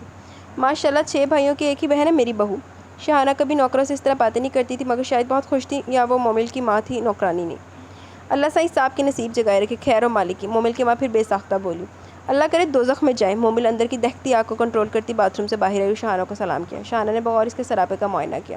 خود تو دھان پان سی ہے، بچہ صحت مند لگ رہا ہے، اگر سیزیرین ہوا تو درسری بڑھ جائے گی۔ نسل تو خیر صحت مندوں کی، خواجہ کے خاندان میں مردوں کی کاٹھی تو اچھی ہے، شاہانہ سوچ رہی تھی۔ کیسی طبیعت ہے تیری؟ انہوں نے بڑی تمکنت سے حال پوچھا۔ جی اچھی ہوں، اس نے بہت دھیمی آواز میں جواب دیا۔ اپنا خیال رکھنا، تیرے مون صاحب کی شادی ہو رہی ہے، میں بہت مصروف ہوں گی، ڈاکٹر کے پاس جاتی رہنا، سمجھی؟ وہ بولی۔ میرے مون صاحب، اس نے بس اس بات میں سر ہلا دیا۔ تو اگر بے دھیانی کرے گی تو تجھے مشکل ہوگی، پیسے دے گیا تھا اللہ شہر؟ شاہانہ دونوں ماں بیٹی سے بیک وقت مخاطب ہوئی۔ جی مالکن، مومل کی ماں نے کہا۔ اچھا تو پھر میں چلتی ہوں، کوئی بات ہو تو اپنے مرد کو بھیج دینا۔ شاہانہ نے اٹھ کھڑی ہوئی۔ مومل کی ماں بھی ہاتھ باندھے کھڑی ہو گئی۔ شاہانہ نے قدم بڑھائے تو اس نے لپک کر دروازہ کھولا۔ شاہانہ بے نیاری سے آگے بڑھ گئی۔ مومل کی ماں نے دروازہ بند کیا، خوشی کے بہت سے رنگ اس کی کھردری جلد کو واضح کر رہے تھے۔ بیٹے کی شادی ہے، سب نوکروں کو مالکن کپڑا تو پہنائے گی، پیسے بھی دے گی، وہ خود کلامی میں مبتلا تھی۔ کتنا بڑا ہے تمہارا پیٹ، بھرتا ہی نہیں؟ مومل زہریلی ہونے لگی۔ اتنا کپڑا مل گیا، اتنا کھانے کو، رسوئی میں رکھنے کو جگہ نہیں، تمہاری یہ بھوک تو مجھے بھی کھا گئی، پر تمہارا پیٹ نہیں پھٹا ابھی تک۔ ہے بغیرت، تو کیا ابھی ہم اکیلے کھاویں؟ تو سونگتی ہے؟ تم تو وہ ہو اماں، اگر تمہیں پاکستان کی ساری دولت مل جائے تو سوچو کہ ہندوستان کی کیسے لوں؟ مومل نے اٹھ کر پنکھا تیز کیا، آج کل اسے سب سے زیادہ گرمی لگ رہی تھی۔ کیسا 2.5 ہاتھ کا ڈنڈا یہ زبان، کھانے کو زیادہ مل گیا نا؟ مومل کی ماں بھڑک گئی۔ جن کو کھانے کو زیادہ ملتا ہے وہ پھر انسانوں کی بھی کھانے لگتے ہیں۔ دکھ، حیرت، اذیت، تنہائی شاید انسان کو عمر سیدھا کر دیتے ہیں۔ وہ اپنی ماں سے بھی بڑی ہو گئی تھی، شاید اس لیے کہ اس کی ماں نے کسی کا بچہ چھپا کر پیدا نہیں کیا تھا۔ شادی ہو رہی، اتنی بد دعا دوں گی کہ چین نہیں ملے گا زمین پر۔ پتہ نہیں کون سی بیچاری اسے غلط آدمی سے شادی کری ہے۔ وہ ماں کے سامنے سے ہٹ گئی، اب تو وہ جھگڑا کرتے ہوئے بھی تھک جاتی تھی۔ دیکھو بیٹی، ابھی تو دن کا وقت ہے، میں تمہیں تمہاری خالہ کے گھر پہنچا سکتی ہوں، تمہاری ماں کی ہمت ہے، اس نے تمہیں اتنی دور اکیلا بھیج دیا۔ وقت اچھا نہیں ہے، زیادہ ٹائم نہیں لگے گا، رکشے میں چھوڑ آتی ہوں۔ نہیں خالہ جان، ابھی تو آپ نے اور آگے سفر کرنا ہے، کوئی مسئلہ نہیں، میں چلی جاؤں گی، آپ فکر نہ کریں، اللہ کی امان ہے۔ ویسے تو تم ہمت والی بچی ہو، ٹھیک ہے پھر آؤ، تمہیں رکشے میں تو بٹھا دوں، پتہ یاد ہے نا؟ پتہ یاد رکھنا، کبھی دل چاہے تو اپنی خالہ یا ماں کے ساتھ آنا، مجھے بہت خوشی ہوگی۔ ہم سفر خاتون کے اسے غربت محسوس ہونے لگی، دونوں کے چہرے چادروں سے چھپے ہوئے تھے۔ خاتون تو اس کا چہرہ دیکھ چکی تھی، مگر اس نے ان کے چہرے سے چادر ذرا دیر کے لیے ہٹتی نہیں دیکھی، مگر آنکھوں سے اندازہ ہوتا تھا کہ مجموعی طور پر خوبصورت خاتون ہے۔ رنگت تو ہاتھوں سے ظاہر تھی، قد درمیانہ اور جسم دبلا تھا، آواز سے بزرگی اور شفقت چھلکتی تھی۔ وہ اسی لیے خالی رکشے کی طرف بڑھ گئی۔ آپ کے گھر کی طرف بس جاتی ہے؟ وہ پوچھ رہی تھی۔ ہاں میں ویگن میں جاؤں گی، پتہ یاد رکھنا، خالہ کی طبیعت ٹھیک ہو جائے تو لے کر آ جانا۔ خاتون نے خالی رکشے کے قریب رک کر کہہ رہی تھی۔ جی ضرور انشاءاللہ، اس نے بھی جلدی سے کہا۔ 7 نمبر لطیفہ آباد جاؤ گے؟ خاتون رکشہ ڈرائیور سے پوچھ رہی تھی۔ اس نے اس بات میں گردن لائی تو بولی، بسم اللہ، بیٹھ جاؤ اور 7 نمبر میں جہاں اترنا بتا دینا، ٹھیک ہے؟ اس نے گردن ہلا دی۔ اچھا اللہ نگہبان، اپنی خالوں کو سلام دعا میں یاد رکھنا، میں بھی ان کی صحت کے لیے دعا کروں گی۔ وہ بیٹھ کے رکشہ چل پڑا۔ 7 نمبر میں کہاں اترو گی بی بی؟ عمر رسیدہ ڈرائیور نے اسے خیالات کے ہجوم سے کھینچ نکالا۔ ہاں بس وہاں بس اسٹاپ پر اتار دینا۔ اس نے بڑی حادث دماغی کا مظاہرہ کہ خاصی مطمئن سی ہوگی۔ رکشے کی پھٹ پھٹ میں بھی وہ ان حماق سے کچھ سوچ رہی تھی۔ ہمیشہ جیت جانے والے پاشا، تم ہار گئے ہو، میری دھول بھی نہ ملے گی تم کو، عمر بھر اپنے زخم چاٹتے رہنا۔ کیا یاد کرو گے تم ہی نہیں، وہ سب بھی جو میرے ناخدا بنے ہوئے تھے۔ کیسا اکیلا چھوڑا تھا، رشتوں کی دھند چھٹ گئی۔ میں میدان ازل میں کھڑی ہوں، ہر رشتے کے بوجھ سے آزاد الست برکم، پہچان لو میں تمہارا رب ہوں۔ اچھا سوری، یہ نا عربی میں کچھ تھا، سوری میں نے پتہ نہیں کیا پڑھ دیا، لیکن نا اللہ پاک معاف کرے، اس کا ترجمہ یہ پہچان لو میں تمہارا رب ہوں۔ سن رہی ہوں اور کیوں نہیں کہہ رہی ہوں۔ عارضی رشتے کیسا بوجھ بھی ہوتے ہیں، جس کو اتار کر یوں محسوس ہوتا ہے کہ میرے پر نکل آئے اور میں ہلکی پھلکی ہو کر بسیط فضاؤں میں اڑ رہی ہوں۔ میرے سامنے ایک بے کنار جہاں ہے اور میں طاقت پرواز کے نشے میں چور ہوں۔ کسی پڑاؤ، کسی منزل کی نہ جستجو ہے نہ آرزو۔ اب کسی رشتے کی جدائی کے خوف سے کبھی نیند اچاٹ نہ ہوگی نہ دل بیٹھے گا۔ بی بی یہیں اترنا ہے یا بس اسٹاپ تو آ گیا؟ رکشہ ڈرائیور کی آواز اسے خیال کیا تھا سے باہر لے آئی۔ ہاں بس یہیں، اس نے بڑے اعتماد سے جواب دی۔ اس نے پرس کھول کر 100 کا نوٹ نکال کر ڈرائیور کی طرف بڑھاتے ہوئے کہا، یہ لو، میرے پاس کھلے پیسے نہیں۔ کوئی بات نہیں، میں آپ کو باقی پیسے دیتا ہوں۔ ہاں ظاہر ہے 20-30 اوپر ہی لوگے۔ 20-30 کہاں بی بی، مہنگائی اتنی کہ بچوں کو 2 وقت پیٹ بھی روٹی کھلانا بھی مشکل ہو گیا۔ گورنمنٹ تو ہماری بھوک دکھائی نہیں دیتی، بعض اوقات سواری 5 روپے کو اہمیت نہیں دیتی، مگر ہم 5 روپے کی 2 روٹیاں خرید لیتے ہیں۔ بڑی لمبی چوڑی وضاحت ہوئی، وہ تو جیسے تڑپ کر رہ گئی۔ اچھا تم جتنے مرضی کاٹ لو، توبہ توبہ، مزدور آدمی دن بھر کی مشقت کے بعد بھی روٹی پوری نہیں۔ ایک وہ جو محض لانگ ڈرائیو کے شوق میں قیمتی پیٹرول یوں ہی پھونک دیتے ہیں۔ جتنے مرضی تو نہیں بی بی، بس 5 روپے بہت ہیں۔ بڑی مہربانی آپ کی، اس نے بقایا پیسے اس کی طرف بڑھاتے ہوئے کہا۔ وہ 4 عدد درست کرتی رکشے سے اتر آئی اور گردن موڑ کر دائیں بائیں دیکھنے لگی۔ مین روڈ پر کچھ بنگلے بنے ہوئے تھے اور روڈ کے دوسری جانب چند دکانیں نظر آئیں۔ ان میں سے ایک میں ڈینٹنگ پینٹنگ کا کام ہو رہا تھا۔ 2-3 موٹر بائک دکان سے باہر کھڑی ہوئی تھی اور ایک خستہ حال کار بھی کھڑی تھی جو غالباً دکان کے لیے اشتہار کا کام کر رہی تھی۔ اس کے قدم اسی طرف اٹھے جہاں وہاں 2-3 نوعمر لڑکے کام کرتے نظر آ رہے تھے۔ اسے اپنی سمت آتا دیکھ کر یکلخت اپنی جگہ بڑی شرافت سے جم کے قدرے الجھتے ہوئے اس کی صورت تکنے لگے۔ یہاں کوئی پرائیویٹ اسکول ہے؟ نام مجھے یاد نہیں آ رہا، مگر ہے اسی طرف ہے، کہیں آپ کو کچھ پتہ ہے؟ وہ بڑے اعتماد سے پوچھ رہی تھی کہ آج کل جگہ جگہ تو پرائیویٹ اسکول ہوتے ہیں۔ جی یہاں سامنے کے 2 بنگلوں میں اسکول موجود ہے، ایک ہنی گرامر اسکول اور ایک فاطمہ پبلک اسکول۔ آپ کو کون سے اسکول میں جانا ہے؟ ایک لڑکے نے اوزار زمین میں ڈال دیا اور کھڑے ہو کر جواب دیا، ہاں مجھے فاطمہ پبلک اسکول ہی جانا ہے، سامنے ہے نا؟ اچھا شکریہ۔ وہ بڑی تیزی سے دکان سے باہر آ گئی اور سامنے بنگلوں پر نظر دوڑانے لگی۔ ایک بنگلے کے مین گیٹ پر اسے اسکول کا بورڈ نظر آیا۔ وہ یوں خوش ہوئی گویا حیدرآباد اسی وجہ سے آئی ہو۔ اس نے بڑی عجلت میں سڑک کراس کی، شدید بھوک کے باوجود اس کی چال میں بڑی توانائی تھی۔ اس نے اسکول کے گیٹ پر پہنچ کر گیٹ کھولنا چاہا تو وہ اندر سے بند ملا۔ اس نے کال بیل تلاش کی جو سیدھے ہاتھ پر نظر آ گئی۔ اس نے بٹن پش کیا تو گیٹ فوراً ہی کھل گیا اور چوکیدار کا سر باہر آیا۔ جی فرمائیے، اس نے معمول کے انداز میں پوچھا۔ مجھے پرنسپل سے ملنا ہے، کیا وہ موجود ہے؟ اس نے پوچھا۔ جی آپ کا نام؟ ماہ نور طاہر، کراچی سے آئی ہوں، پرنسپل سے ملنے آئی ہوں، اس نے جواب دیا۔ اچھا کراچی سے آئی ہیں؟ چپڑاسی چوکیدار جو کوئی بھی تھا اس کے دل میں یکدم نرم گوشہ پیدا ہو گیا۔ آئیے آپ اندر آ کر بیٹھ جائیے، میں آفس میں اطلاع کرتا ہوں۔ اس نے فوراً گیٹ کا زیریں دروازہ وا کیا اور ماہ نور بھی فوراً اندر داخل ہوگی۔ آئیے آپ ادھر اسٹاف روم میں آ جائیں، میں اندر اطلاع کر دیتا ہوں اور پھر آپ کو بتاتا ہوں۔ چند قدم پر ہی اسٹاف روم موجود تھا، وہ اندر چلی گئی۔ اسٹاف روم خالی تھا۔ اس نے فینس لا اور ایک کرسی پر بیٹھ کر چپڑاسی کا انتظار کرنے لگی۔ اسٹاف روم کے فرنیچر سے اسکول کی اچھی ساکھ کا اندازہ تو فوراً ہی ہو گیا۔ پتہ نہیں پرنسپل صاحبہ کس مزاج کی ہوں گی، یا اللہ میری مدد کرنا۔ اس نے دل میں دعا مانگ کر دیوار پر آویزہ کیلنڈر پر نظر دوڑانے لگی۔ پتہ نہیں آج کیا دن ہے، کیا تاریخ ہے، کیا حال ہو چکا میرا، یہ نوبت آ گئی، اس کی آنکھیں بھر آئیں۔ یہ تو دن تاریخ ہے، مجھے تو یہ یاد نہیں آ رہا کہ جو بھولنا نہیں چاہیے۔ اس نے چادر سے آنکھیں صاف کی۔ 5-7 منٹ بعد چپڑاسی آ گئے۔ آئیے۔ وہ اٹھ کھڑی ہوئی، اتنی دیر میں دل پہلی بار بہت تیزی سے دھڑکا۔ وہ چپڑاسی کے پیچھے چلتی پرنسپل کے دفتر تک آئے۔ چپڑاسی نے اسے اندر داخل ہونے کا اشارہ کیا، ساتھ ہی تھوڑا سا دروازہ بھی وا کر دیا۔ وہ آفس میں داخل ہوئی تو بری طرح گڑبڑا کر رہ گئی۔ سامنے پرنسپل صاحبہ نہیں بلکہ پرنسپل صاحب تھے، عمر کے حساب سے 35-40 کے درمیان دکھائی دیے۔ السلام علیکم، اس نے بمشکل خود پر کنٹرول کیا۔ وعلیکم السلام، تشریف رکھیے، پی این بتا رہا تھا کہ آپ خصوصیت سے صرف مجھ سے ملنے کراچی سے آئی ہیں۔ معاف کیجیے گا، میں آپ کو پہچانا نہیں، آئی ایم سوری۔ اس کے ویسے ہی حواس معطل ہو رہے تھے، پے در پہ سوالات کی بہت شاٹ پر چکرا کر رہ گئی۔ کرسی کی بیگ تھام کر بمشکل کرسی پر خود کو ٹکایا، پرس ٹیبل پر رکھا۔ جی وہ جسٹ اے منٹ پلیز، ذرا پانی پلوا دیجیے، ابھی بتاتی ہوں، اس نے بدقت تمام کہا۔ پرنسپل نے بیل بجا کر پی این کو طلب کیا جو فوراً اندر آ گیا۔ ایک گلاس پانی اور اس کے بعد کولڈ ڈرنک۔ پرنسپل نے ماہ نور کے دلکش نقوش بہت احتیاط سے پڑھتے ہوئے آرڈر دیا۔ پلیز سر، مجھے صرف پانی کی طلب، آپ تکلف نہ کیجیے۔ وہ ان کے آبھگت کے انداز پر اندر سہم گئی۔ آپ اتنی دور سے آئی، کولڈ ڈرنک بھی پانی ہوتا ہے؟ وہ مسکرائے۔ پی این جا چکا تھا۔ اب یہ گھر تو نہیں ہے کہ آپ کی کچھ خدمت کرتے، آفس میں تو بس یہی ہوتا ہے، یا تو گرم یا ٹھنڈا۔ کراچی میں آپ کی رہائش کہاں ہے بائی دا وے؟ وہ بہت ہی پرتجسس نظر آ رہے تھے. جی وہ شریف آباد. اس کے منہ سے نہ چاہتے ہوئے بھی سچ نکل گیا. کد سے جھوٹ بول بول کر زبان اینٹ گئی تھی. بہت خوشی کی بات ہے. بہت اچھے علاقے سے آئی ہیں. بہت معقول نام ہے. چپراسی پانی کا گلاس لے کر اندر آ گیا. پرنسپل بولتے بولتے خاموش ہو گئے. مانو نے بہت بےتابی سے گلاس تھاما جسے پرنسپل نے بھی نوٹ کیا اور اس نے پیا بھی ایک ہی سانس میں تھا. اب جلدی سے کولڈ ڈرنک لے آؤ. ہری اپ. انہوں نے چپراسی کو ٹہلایا. میں نے کہا نا سر پلیز آپ زحمت نہ کریں. مجھے بس پانی کی طلب تھی اور دوسری بات یہ کہ مجھے اس آفس تک پہنچنے کے لیے تھوڑا سا جھوٹ بولنا پڑا کہ میں اسپیشلی کراچی سے آپ سے ملنے آئی ہوں. عموماً وداؤٹ کالنگ آنے والے کو پرنسپل سے فوری ملاقات کا شرف حاصل نہیں ہوتا اور میرا مسئلہ یہ ہے کہ مجھے ملازمت کی سخت ضرورت ہے اور میری کوئی ڈیمانڈ بھی نہیں. اس وقت تو بس some thing is better than nothing والی صورتحال ہے. وہ ایک سانس میں بولتی چلی گئی. اوکے میں آپ کا مسئلہ سمجھ چکا ہوں. آپ مجھے غور کرنے کا موقع دیں. تو ویسے آپ مجھے اپنے ایکسپیرینس کے مطابق تو ایک اچھی ٹیچر محسوس ہو رہی ہیں مگر میں دیکھ رہا ہوں کہ آپ کے پاس نہ اپلیکیشن ہے نہ ڈاکومنٹس. اتنا سخت ضرورت مند تو اپنے ڈاکومنٹس کی 10-20 فوٹو کاپی ساتھ لیے پھرتا ہے. پرنسپل کے لہجے میں اختصار بھری الجھن تھی. اصل میں میرے ڈاکومنٹس مس پلیس ہو گئے. پچھلے دنوں جو کراچی میں ہنگامے ہوئے تھے نا تو ہمیں بہت افراتفری میں ریزیڈنس چینج کرنا پڑی. بس اسی دوران کچھ چیزیں مس پلیس ہو گئی مگر میں جلدی اپنی اسناد دوبارہ حاصل کر لوں گی. ویسے جس اسکول میں نے 2 سال پڑھایا آپ وہاں سے کنفرم کر سکتے ہیں. وہاں میرے ڈاکومنٹس کی فوٹو کاپی ابھی محفوظ ہوگی. میری بہت اچھی ریپوٹیشن رہی ہے. میری پرنسپل میری بہت عزت افزائی حوصلہ افزائی کرتی ہیں. وہ پھر تواتر سے بولتی رہے لگی. پرنسپل کچھ دیر کسی خیال میں ڈوبے رہے. بلاخر نے کھنکارا بھرا. یعنی آپ کراچی سے حیدرآباد شفٹ ہو چکی ہیں. آپ اس شہر کے کون سی سوئٹزرلینڈ قسم کے نیوٹرل اسٹیٹ سمجھ کر آئی ہیں؟ وہ مسکرا کر پوچھ رہے تھے. یہ شہر کراچی شہر کا بھائی بندی ہے یعنی چور کا بھائی گرا کٹ. یعنی جو صورتحال اس شہر میں وہی کم بیش یہاں بھی ہے. بڑی بے معنی ہجرت کی ہے آپ نے. وہ قد استجاب میں مبتلا نظر آئے. اصل میں سر ہمارے زیادہ رشتہ داری اسی شہر میں. وہاں تو ہم جیسے بہت سب سے کٹ کر رہ گئے تھے. وہاں میرے والد کی ملازمت تھی اصل میں اور اب وہ ریٹائرمنٹ لے چکے ہیں. اس نے نظر اٹھائے بغیر جواب دیا.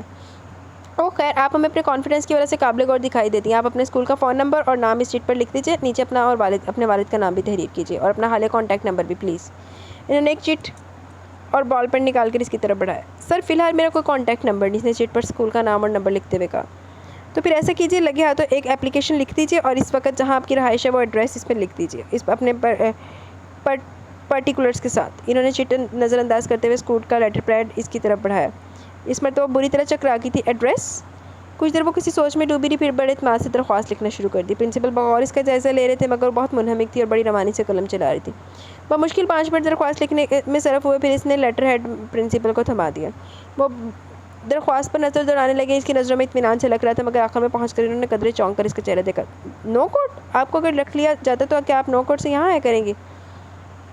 وہ الجھ کر پوچھ رہے تھے. یہ عارضی ایڈریس ہے سر. ہم قریب میں ریزیڈنس دیکھ رہے ہیں. یہ میری حقیقی خالہ کا ایڈریس ہے جہاں فی الحال یہاں ہمارا قیام عارضی قیام ہے. اس نے بڑے اعتماد سے جواب دیا. یہ تو خاصی مشکل ہوگی. پرنسپل غیر مطمئن دکھائی دیے. یہ میرا ہیڈک ہے سر کہ مجھے وقت پر اسکول پہنچنا ہوگا. وہ اسی اطمینان سے جواب دے رہی تھی. وہ تو ٹھیک ہے خیر آپ 2-4 روز میں پتہ کر لیجیے گا. ہم سوچتے ہیں. انہوں نے سوچتے ہوئے جواب دیا. وہ تو ٹھیک ہے سر مگر میں نے آپ کو جو کچھ بتایا آنیسٹلی بتایا. اپنے کراچی والے اسکول کا ایڈریس اور فون نمبر بھی لکھ دیا. آپ مجھے موقع دے کر دیکھیں. رہی وقت کی پابندی تو یہ میرا مسئلہ. میری کوشش ہوگی کہ مجھے موقع دینے کے بعد آپ کو افسوس یا مایوسی نہ ہو. وہ کرسی سے اٹھتے ہوئے بولی. میں عرض کر چکا ہوں کہ آپ 2-4 روز میں پتہ کر لیجیے گا. ہمیں بھی ایک اچھی ٹیچر کی تلاش ہوتی ہے. ہمارا اسکول زیادہ پرانا نہیں. ابھی ہمیں اپنا اسٹینڈرڈ مینٹین کرنا ہے. تھینک یو ویری مچ سر. آپ کا بہت وقت لیا میں نے. وہ دروازے کی طرف بڑھتے ہوئے پلٹ کر بولی. Thanks again. ویلکم. وہ اس کی پشت دیکھتے ہوئے بولے جو بڑی سی چادر میں چھپی ہوئی تھی. دیکھو اتنے ماں نور سے بی بی نے جاب مل دی ہے کہ نہیں مل دی. کچھ پتہ ہی نہیں چلا کہاں چلے گی کس طرح چلے گی. وہ اداروں قطار روتے ہوئے کہہ رہی تھی. جادو کے زور سے ہوا بن کے اڑ گئی. وہ بھی تو اتنی رات کو.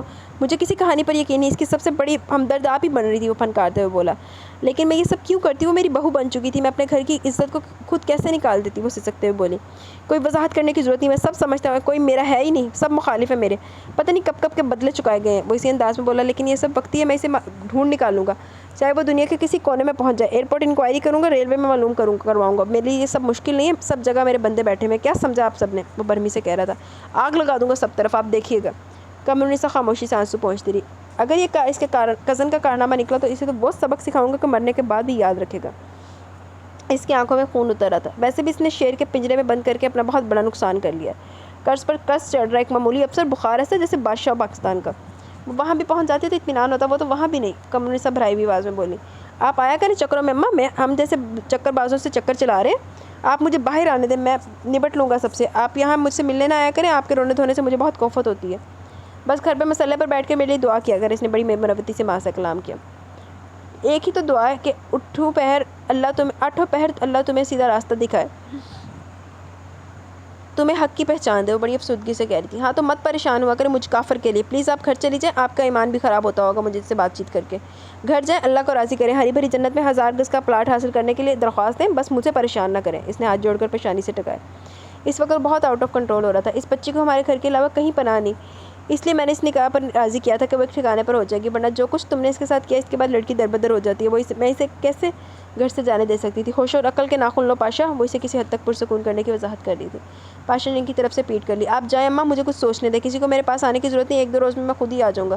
اب وہ مجھے مل جائے، آپ دیکھیے گا زنجیریں اور بیڑیاں اس کو پہنا کر 10 سال کم از کم تہہ خانے میں رکھوں گا۔ اس نے میری محبت کا بہت مذاق بنایا، اس بہت تماشا بنایا۔ اگر وہ عقل سے کام لیتی تو آج میرے ساتھ سپر لگژری لائف انجوائے کر رہی تھی۔ خیر اب اس کی قسمت، اسے زنجیریں اور بیڑیاں پہنانے کو یہ مصیبت مول لی تھی۔ وہ ناگواری سے بولی، یہ تو نہیں سوچا تھا، مگر اب سوچ رہا ہوں۔ میرا دل چاہ رہا سلگتے کوئلے سے اس کا چہرہ داغ دیں، تیزاب پھینک دوں اس پر۔ اللہ توبہ، قمرالنساء دہل کر رہ گئی۔ کبھی کوئی اچھی بات بھی دماغ میں آتی ہے؟ وہ ناراضگی سے پوچھی تھی۔ پہلے اس کے حوالے سے بہت اچھی باتیں دماغ میں آتی تھی، اب نہیں آئیں گی، بس ایک بار مل جائے۔ اس کے انسانی وجود میں کسی بھیڑیے کا سیب اتر رہا تھا۔ زبردستی کے سودوں میں خوشی نہیں ملتی، تم نے اس کے دل میں جھانکنے کی کوشش کی ہوتی تو شاید یہ سب نہ ہوتا۔ قمرالنساء واپسی کے ارادے سے چادر درست کر رہی تھی۔ احمق ہے وہ، کیا نہیں ہے میرے پاس، کیا دے دیتا اس کا وہ 21ویں گریڈ والا کزن، ایک کوٹھی جس میں 6 بھائیوں اور 1 بہن کا حصہ، اور یہاں وہ اکیلی ملکہ جیسی۔ اسے اس کا حماقت کا اندازہ ایک روز ہو جائے گا، بس ایک بار باہر آ جاؤں پھر دیکھیے گا۔ وہ لاک اپ کی سلاخیں تھامے گرا رہا تھا۔ بس ہاں بس مرغے کی ایک ٹانگ کرتے رہو، خود کو بے سکون ہی کیا، تمہارے ساتھ کیا لگا ہے؟ قمرالنساء جل کر بولی، یہ تو وقت بتائے گا، وہ اسی موڑ میں گویا ہوا۔ اچھا میں چلتی ہوں، گھر سے کچھ منگوانا تو نہیں؟ وہ پلٹتے ہوئے بولی۔ اچھے سے کھانے میں زہر ملا کر بھیج دیجیے گا، پھر اوندا جواب آیا۔ اللہ حافظ، اللہ تمہیں اپنی امان میں رکھے، ہدایت بخشے، آمین۔ وہ بوجھل دل سے واپس ہو رہی۔ 10 کرسیوں والی ڈائننگ ٹیبل پر موجود افراد پر چاند نے ایک نظر ڈالی۔ بڑی اماں، اظہر، ظہیر، اظہار، مظہر، ریبہ، عارفہ، شمسہ، طاہر علی اور وہ خود اور تانیہ۔ ریبہ اور شمسہ ایک کرسی شیئر کر رہی تھی، عارفہ کی کرسی کا تھوڑا سا حصہ بھی ان دونوں کے پاس تھا۔ ہاؤس فل کا منظر تھا۔ لاؤنج میں اتنی چیئرز رکھی، وہاں سے ایک چیئر اٹھا لو، اس طرح پھنس کر ضرور بیٹھنا، چاند نے ریبہ کو مخاطب کیا۔ اس طرح بھی مزہ آتا چاند بھائی، بہت دنوں بعد اس ٹیبل کی ساری چیئرز فل ہوئی ہیں۔ ریبہ نے لاپرواہی سے جواب دیا۔ تمہاری مرضی، یہ مظاہر کہ کسی وقت کا کھانا گھر پر نہیں کھاتا بڑی اماں؟ چاند نے پوچھا۔ ارے ساری گورنمنٹ اس کے کندھوں پر کھڑی ہے، اسے کھانے پینے کی فرصت کہاں؟ وہ جل کر بولی۔ اور یہ مہنور کو ادھر گھر پر اکیلا کس خوشی میں چھوڑا، اس بیچاری کا قصور؟ چاند نے عارفہ سے پوچھا۔ سب کے چہرے یک لخت ویران ہو گئے، خاموشی کی انتہا محسوس ہونے لگی۔ طاہر علی نے بڑی اماں کی طرف بڑی افسردگی سے دیکھا۔ وہ ادھر نہیں ہے، کھانا کھا لو پھر اطمینان سے بتا دیں وہ کہاں ہے۔ بڑی اماں نے مشاکی سے صورتحال سنبھالی۔ تو اس کا مطلب ہے آپ نے ہمیں مطلع کیے بغیر اس کی شادی کر دی، تو یہ چھپانے والی بات تو نہیں ہے؟ خوشی کی بات تو کوئی بات نہیں، اگر ہمیں اطلاع نہیں دی، ہم نے مائنڈ نہیں کی ہے، تو وہ خوشخبری جو ڈائننگ ٹیبل پر بتائی جا سکتی ہے نہیں؟ چاند نے سب کی طرف باری باری دیکھا۔ ٹھیک کہا تم نے، پھر بڑی اماں بولی۔ کہاں اس کا سسرال؟ کلیبہ کی طرف جائیں گے تو وہاں سے بھی ہوتے آئیں گے، چاند بڑی خوشی سے کہہ رہے تھے۔ اس سوال کا جواب فوری طور پر کسی کے ذہن میں نہیں آ سکا، صرف چمچوں کی کھنک گونجتی رہی۔ کیا کرتا ہے اس کا ہسبینڈ؟ چاند کو پوری دلچسپی مہنور کی طرف تھی۔ کاروبار ہے اپنا، بڑی اماں نے عارفہ کی طرف دیکھتے ہوئے جواب دیا۔ ویری گڈ، اس کا مطلب ویل آف فیملی، بہت خوشی ہوئی۔ یہ ویل آف کیا ہوتا ہے؟ بڑی اماں نے سادگی سے پوچھا۔ میرا مطلب کھاتے پیتے لوگ ہیں، چاند نے وضاحت کی۔ ہاں اللہ کا دیا سب کچھ ہے ان کے پاس، بڑی اماں نے بیٹی دماغ سے نظر چراتے ہوئے جواب دیا۔ تو آپ اتنی اداسی سے کیوں بتا رہی ہیں؟ سب کے چہرے بالکل بلائنگ ہیں، مہنور کی شادی اچھے گھر میں ہوگی، یہ تو بہت خوشی کی بات ہے، اس سے پہلے کہ بھی میں نے ذکر کیا تب بھی کسی نے نہیں بتایا، کمال ہے۔ چاند کے لیے واقعی حیران کن بات تھی۔ وہ ہے ہی اتنی پیاری، اس کی شادی اچھے آدمی اور اچھے خاندان میں ہونا چاہیے تھی۔ تانیہ نے اتنی دیر میں پہلی مرتبہ حصہ لیا۔ شور، چاند نے اتفاق کیا۔ عارفہ نے چمچہ پلیٹ میں رکھ دیا، اب وہ ضبط نہیں کر سکتی تھی، دونوں ہاتھوں میں چہرہ چھپا کر پھوٹ پھوٹ کر رونے لگی۔ چاند اور تانیہ تو جیسے کھانا پینا بھول کر سناٹے میں رہ گئے، عارفہ کا بری طرح رونا کوئی معمولی بات نہیں تھی۔ پھپھو کیا بات ہے، خیریت تو ہے؟ چاند اپنی چیئر سے اٹھ کر ان کے قریب چلے۔ میرا خیال ہے پھپھو کو مہنور کی یاد ستانے لگی، تانیہ نے خیال ظاہر کیا۔ ایگزیکٹلی، لیکن پھپھو وہ تو آپ سے زیادہ دور نہیں ہے، اب تانیہ کو دیکھیں، شادی کے فوراً بعد دور دیش جا پہنچی اور آنے کے بعد بھی ابھی صرف فون پر اطلاع دی کہ ہم پاکستان میں اور 1-2 روز میں ملنے کے لیے آئیں گے، یہ تو روٹین لائف ہے پھپھو۔ چلیں آرام سے کھانا کھائیں، ابھی آپ کو اس سے ملا کر لاتا ہوں، کوئی مسئلہ ہے؟ چلیں پہلے اچھی طرح کھانا کھائیں۔ اظہار تم ڈرائیو کر تو لیتے ہو، ابھی چلتے ہیں پھپھو کو لے کر، چاند نے عارفہ کا شانہ تھپکتے ہوئے کہا۔ اظہار بغیر نظریں اٹھائے اپنی پلیٹ کی طرف متوجہ رہا، البتہ ریبہ نے احمقانہ انداز میں بوکھلا کر ادھر ادھر نظر دوڑائی تھی۔ ظہیر اور اظہر تو اتنے خاموش لا تعلق تھے کہ جیسے موجود ہی نہ ہو۔ ریبہ تم بھی تیار ہو جاؤ ٹھیک ہے؟ تانیہ تو ویسے تیار رہتی ہے، جس سے اس کی شوٹنگ شروع ہونے والی ہے، فل میچنگ کے ساتھ ایک رات سوتے سے اٹھ کر بیٹھ گئی۔ میں نے پوچھا کیا ہوا؟ کہنے لگی جو ہیئر بینڈ لگا کر سو گئی تھی وہ سلیپنگ ڈریس کے ساتھ میچ نہیں ہے۔ توبہ چاند، حد ہوتی ہے مبالغے کی، تانیہ نے برا سا منہ بنایا۔ بھابی کم از کم آپ تو چاند بھائی کو چاند نہ کہا کریں، جب خواتین کسی کو چاند کہتی تو جیسے ممتا سے جھلکنے لگتی ہے، لب و لہجے میں اظہار عادتاً بولے بغیر نہ رہ سکا۔ سب لوگ ہنس پڑے، ماحول قدرے چینج ہوا، عارفہ نے بھی جلدی سے آنکھیں پہنچی۔ ٹھیک ہے نا بڑی اماں، آپ کو تو کوئی اعتراض نہیں ہے نا مہنور کے یہاں اس وقت جانے پر؟ پھپھو خوش ہو جائیں گی، کیا حرج ہے؟ چاند نے بڑی اماں کی طرف دیکھا جو عجیب بے بسی کی کیفیت سے دوچار تھی۔ بھیا چین سے کھانا تو کھا لو، ابھی کرتے ہیں بات، وہ چلا گئی۔ ایسی بھی بات کیا کرنا بھی، ابھی چلیں تھوڑی سی آؤٹنگ ہو جائے گی، سارا دن گھر میں مصروف رہتی ہیں۔ बड़ी अम्मा ने तय कर लिया कि बोलना बेकार, लिहाजा खामोशी। ताहिर अली, बेटा ये गाजर मटर की सब्ज़ी मैंने तो हमारे लिए ख़ास तौर पर खुद बनाई है। इन्होंने एक छोटी सी तकाब की तरफ इशारा किया। जी बड़ी अम्मा मैं ले रहा हूँ, बहुत शुक्रिया, आपकी तकलीफ़ करती है, ये काम तो आरफा और शमसा भी कर सकती हैं। ताहिर अली ने ममनून से लहजे में कहा। बच्ची कॉलेज से थक कर आती है, आरफा से सुबह से कुछ ना कुछ करती रहती है, मैं क्या करती हूँ, एक ज़रा सी सब्ज़ी बना ली तो कौन सा थक गई। मुझे अच्छा लगता है ये छोटे मोटे काम करना अपने बच्चों के लिए। अल्लाह तुम सबको सुख और चैन दे, सेहत और तंदुरुस्ती के साथ उम्र दराज हो। ये असर तो सही रहा। बड़ी अम्मा बिल्कुल ही खामोश होकर आ गया, आपने बोलने से मना किया हुआ? चांद ने पूछा। आप लोग जिस मौजू पर बातचीत करें इसमें हमारी एंट्री के लिए कोई रास्ता नहीं बन रहा। ज़हीर ज़बरदस्ती मुस्कुराकर बोले। असर के चेहरे पर भी मुश्किल मुस्कुराहट का असर नजर आया। ये दोनों तो हमेशा से कम बोलते हैं, इनके हिस्से का ये तीनों जो बोल लेते हैं। बड़ी अम्मा का इशारा इजहार मज़र और रिबा की तरफ था। इस वक्त तो हम तीनों ही ने खामोशी का रिकॉर्ड कायम किया, मज़र ने बड़ी संजीदगी से कहा। बस असर और ज़हीर के सामने ज़रा ज़ुबान रुकी रहती है, शुक्र है किसी का तो लिहाज है। बड़ी अम्मा ने बहुत मोहब्बत से दोनों पोतों को देखते हुए कहा। ये तो है, चांद भाई तो दोनों से छोटे लगते हैं। रीबा की ज़ुबान में बिलाकर खुजली हुई। जी नहीं, सबसे बड़े मज़ाहिर भाई यानी अक्का जान लगते हैं। मज़र ने टुकड़ा लगाया। खैर ये तो मैं भी देख रहा हूँ, खासी बुजुर्गी से झलकने लगी। मज़ाहिर में 22वें ग्रेड पर पहुँचा तो टोटली बुजुर्ग लगने लगेगा। अमेरिकियों से भी ज़्यादा मसरूफ़ रहता है। चांद ने हल्का सा कहका लगाया। हाँ, सारा पाकिस्तान इसी के कंधों पर धरा है, घर में तो टिकना मुहाल है, बहुत ही जी उठता है। घर में हर तरह का खाना बनता है, मगर वो नहीं होता। अल्लाह जाने भाई ढंग से कुछ खाता भी होगा या नहीं, बड़ी अम्मा ज़ुर्दगी से कह रही थी। और जब से आपी का रीबा की ज़ुबान फिसलते फिसलते रह गई, इसने डर कर बड़ी अम्मा की तरफ देखा जो इसी को घूर रही थी। क्या वो आपी का? चांद रीबा की तरफ मतवजा हुए। चंद साने को सभी खामोश हो गए, इस तरह के अब कुछ नहीं बोलेंगे। कुछ नहीं, तुम आराम से खाना का हो सकता है, आ ही रहो। असल में इसने कारोबार भी तो शुरू किया, रीबा के ससुर के साथ ही तो है, तभी तो इन लोगों से राह रस्म हुई। तुम तो बताया ही होगा। इसने बड़ी महारत से चांद का ज़हन इधर उधर किया। जी मुझे पता है, चांद ने जवाब दिया। दुल्हन ये बिहारी कबाब लो ना, नूरुद्दीन बहुत अच्छे बनाता है। इन्होंने बहू को मुखातिब किया। मैं ले चुकी हूँ बड़ी अम्मा, बाकी बहुत मज़ेदार है, तानिया ने जवाब दिया। बड़ी अम्मा भाभी डाइटिंग करती है, मोटी होगी तो अमेरिकी हुकूमत इनको वीज़ा नहीं देगी, इजहार ने शरारत से कहा। तो क्या इनके मुल्क में खाने को नहीं, दुनिया यूँ भागी जा रही है इनकी तरफ। बड़ी अम्मा की तो सारी तवानाइयाँ खाने पिलाने के चक्कर में सरफ हुआ करती थी। इन्हें तो खाने पीने पर कदगन या कमी बर्दाश्त हो ही नहीं सकती थी। इनके यहाँ तो खाने के इतने हैं कि गरीब मुल्कों को भी भेजते हैं, फिर भी इतना बच जाता है कि समंदर में बहा देते हैं, इजहार ने वजाहत करते हुए जवाब दिया। अस्तगफिरुल्लाह, इतनी नाकदरी रिस्क की खुदा की मार पड़ेगी एक रोज़। बड़ी अम्मा वहाँ सिर्फ गंदम खाने पर जोर नहीं है, वो लोग खालिश चीज़ें हासिल करके अपनी सेहत अच्छी रखना चाहते हैं, जो मैदे पर कम से कम वजन डालें, ज़्यादा से ज़्यादा ताकत दें। तानिया ने किसी टीचर की तरह समझाने की कोशिश की। मोटापा सेहत की नहीं, सेहत के नुकसान की निशानी। अब लोग इतने समझदार हो गए कि सेहतमंदी और मोटापे में फ़र्क पहचानने लगे। अब लोग खाने पर इतना खर्च नहीं करते जितना हड्डियों का ढांचा बनने पर खर्च करते हैं। मज़र ने मज़ीद इजाफा किया। तभी तो दुनिया का ये हाल है, सब कुछ है, सुकून नहीं। बड़ी अम्मा चिढ़कर बोली। अच्छा भाई, सब लोग खाना खा चुके तो महानूर के यहाँ चलने की तैयारी करो। जो जाना चाहता हूँ। बड़ी अम्मा मैं चेंज करके आता हूँ, आप तैयार हैं? चांद कुर्सी से खेल कर उठ खड़े हुए। डाइनिंग रूम में एक तो फिर सन्नाटा तारी हो गया। अरफा ने परेशान होकर बड़ी अम्मा की सूरत देखी। चांद कमरे से बाहर चले कि बड़ी अम्मा से कुछ देर सर झुका, कुछ सोचती रही, फिर उठ खड़ी हुई। तुम लोग आराम से खाना खाओ, मैं ऊपर चांद के कमरे में हूँ। इन्होंने हाज़रीन का ज़हनी इंतशार दूर किया, जो चांद के तैयार होने का मसरदा सुनकर अपनी अपनी जगह खामोश थे। बड़ी अम्मा मज़ीद कुछ कहे बगैर चांद के कमरे में चली गई। चांद वार्डरोब खोले, गालबन कोई लिबास मुंतखब कर रहे थे। दरवाजे की चरचराहट पर फ़ौरन मुड़कर देखा। अरे बड़ी अम्मा, ओ हो बड़ी अम्मा, आपने क्यों ज़िना चढ़ने की तकलीफ़ की? मैं बस आ ही रहा था, वो बोले। इसलिए ऊपर आई हूँ ताकि तुम तैयार होकर नीचे ना हो। वो दरवाज़ा बंद करके बहुत ठहरे हुए लहजे मुखातिब थी। मतलब मैं कुछ समझा नहीं। वो वार्डरोब खुली छोड़कर बड़ी अम्मा के करीब आए। यहाँ बैठो, गौर से मेरी बात सुनो। वो बेड पर बैठ कर बोली।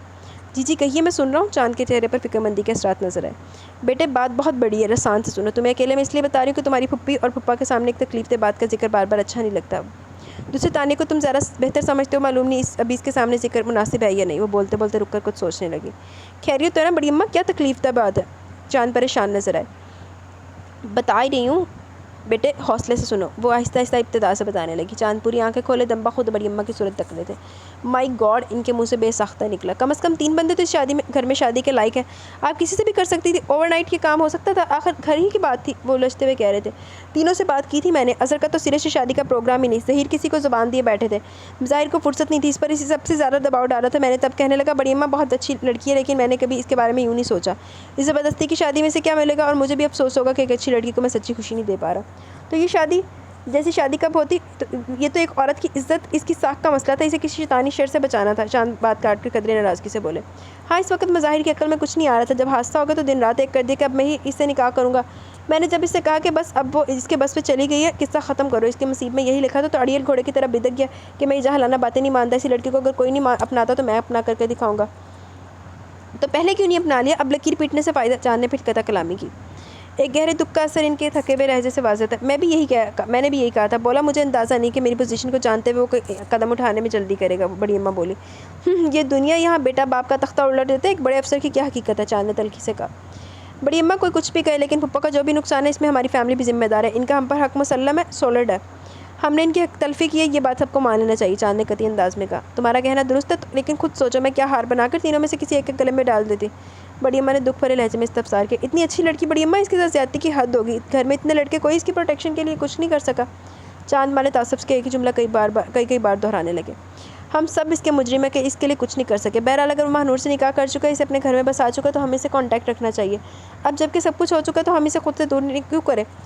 ہمیں ایک دوسرے سے ملنا چاہیے، کیا کہتا ہے؟ ہمیں اس سے کوئی غرض نہیں۔ لڑکی شادی کے بعد بھی اپنے والدین اور قریبی رشتہ داروں سے مورل سپورٹ لینے کا حق رکھتی ہے، اور ماہ نور کو تو اس کی سب سے زیادہ ضرورت ہے۔ آپ نے اسے یا اس نے آپ کو فون کیا بڑی اماں؟ چاند نے سوال کیا۔ بڑی اماں خاموشی کچھ دیر سوچتی رہی، پھر نظریں اٹھا کر پوتے کا بغور چہرہ دیکھا۔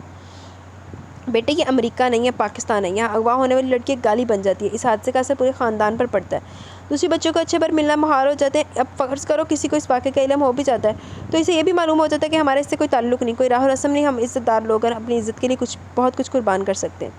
خیر ہمیں کوئی مجبوری نہیں، جو ہم یہ فرض کرنے لگے ایک انسان ہمارا ہے تو بس ہر حال میں ہمارا ہے۔ ہم مفروضوں کی بنیاد پر کسی انسان کو مورل سپورٹ سے محروم نہیں کر سکتے، جو اس کا حق ہے وہ قیامت تک حق ہے، جو فرض ہے وہ قیامت تک فرض ہے۔ چاند نے قطعی انداز میں بڑی اماں کو جواب دیا۔ بڑی اماں ہکا بکا چاند کی صورت تک رہی تھی، مظاہر کی طرح ہی تو بات کر رہے تھے۔ چاند کیا ہو گیا؟ آج کل کے بچوں کو بڑوں کی ہر بات انہیں غلط نظر آنے لگی ہے۔ بڑی اماں ایک زندہ انسان کی بہت اہمیت ہوتی ہے، ایک جیتا جاگتا انسان اپنے تمام حقوق محفوظ رکھتا ہے۔ ہم لوگوں کو اپنے سیدھے کاموں میں بھی اسی لیے رکاوٹیں اور مشکلات پیش آتی ہیں کہ ہم خوف و وہم میں مبتلا ہو کر لوگوں کے حقوق نظر انداز کر دیتے ہیں، اور نظر آنے والے فائدے کو اہمیت دے کر فطرت کے تمام تقاضوں کو نظر انداز کر دیتے ہیں۔ جیسے کہ آپ سوچ رہی ہیں کہ اسے گلے سے لگا کر رکھ رہا تو سوسائٹی آپ کے گھرانے کا بائیکاٹ کر دے گی، دوسری لڑکیوں کے رشتے نہیں آئیں گے وغیرہ وغیرہ۔ اللہ تعالیٰ کو اس کی ذمہ داریاں یاد دلانے کی ضرورت نہیں، وہ جانتا ہے کس وقت کس کو کیا ملنا چاہیے۔ گھر میں بے شمار گھرانے ایسے ہیں جہاں لڑکیوں کی شادی کی عمر نکل چکی ہے، ان میں صرف وہی گھرانے نہیں ہیں جہاں جہیز کا مسئلہ ہے۔ ایسی لڑکیاں آپ کو وہاں بھی ملیں گی جہاں باقاعدہ کیش، جہیز، کار، کوٹھی کی آفرز کی جاتی ہے، باقاعدہ لالچ دیا جاتا ہے۔ وہ لڑکیاں بھی ہیں جو وسیع جائیداد کی مالک ہیں، ان گھرانوں میں کبھی کوئی اغوا کا واقعہ بھی نہیں ہوا ہوتا، پھر وہاں یہ صورتحال کیوں نظر آتی ہے؟ بڑی اماں محض ایک خدشے کی وجہ سے کسی انسان کو زندگی عذاب بنانا کہاں کا انصاف ہے؟ یہ تو وہ کڑا وقت ہوتا ہے جب انسان کو سب سے زیادہ اپنوں کی ضرورت محسوس ہوتی ہے۔ میں تو اس کے پاس جاؤں گا، بلکہ تانیہ بھی جائے گی۔ پلیز آپ ہمیں روکیے گا نہیں، اور میں آپ سے درخواست بھی کر سکتا ہوں، دباؤ یا اسرار سے کام نہیں لے سکتا کہ آپ میری بزرگ ہیں۔ میں جا سکتا ہوں بڑی اماں؟ چاند نے ان کا ہاتھ تھام کر گویا اجازت طلب کی۔ بڑی اماں جو چاند کی باتیں بہت دھیان سے سن رہی تھی، بلکہ گہرا اثر ان کے دل پر طاری تھا، یکدم چونک پڑی۔ بیٹے اب کیا معلوم کہ اس بدنصیب کو کہاں رکھا ہوا، بہت مشکل گویا ہوئی، تو ہم معلوم کر لیتے ہیں، اس کی والدہ کو کچھ تو علم ہوگا، کوشش کریں کہ پتہ بھی چل جائے گا کسی کو اس کی والدہ کا گھر معلوم ہے؟ چاند نے پوچھا۔ تمہاری پھپھو کی طرف یہ اس کا گھر معلوم کرنا کون سا مشکل ہے، شیطان کی طرح مشہور ہے وہ اس علاقے میں۔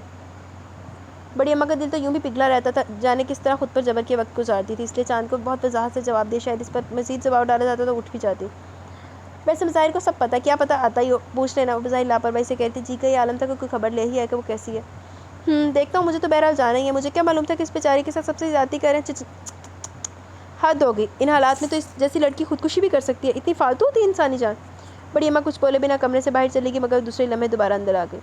وہ مظاہر آگے ابھی اپنے کمرے میں گیا، وہ آہستہ آواز میں اطلاع دے کر واپس چلے گی۔ چاند نے وارڈروب بند کی اور کمرے سے باہر نکلا، ان کے قدم مظاہر کے کمرے کی طرف اٹھ رہے تھے، وہ دروازہ نیمبا تھا، وہ انگلی سے دستک دے کر اندر چلے گئے۔ مظاہر ٹائی کا پھندا ڈھیلا کیے بیڈ کی سائڈ ٹیبل کی دراز میں کچھ تلاش کر رہے تھے، دروازے کی چرچراہٹ پر سر اٹھا۔ او چاند بھائی آئیے، وہ دروازہ بند کر کے اٹھ گیا۔ شام کو تو تم بہت جلدی میں تھے، اب تو گھر آ گئے ہو نا، یا پھر کہیں اور جانا ہے؟ چاند ان کے بیڈ پہ بیٹھ گئے۔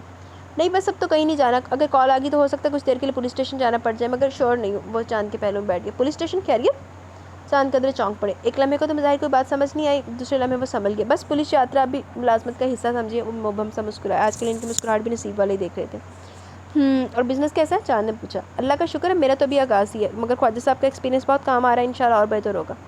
فائنینشیل کوئی پرابلم ہو تو کہو، میرے پاس کچھ ڈالر ہیں، چاند نے آفر کی۔ تھینک یو چاند بھائی، آپ ہی کے ڈالر سے یہ بزنس شروع کیا، وہ تو شکرانہ انداز میں گویا ہوئے۔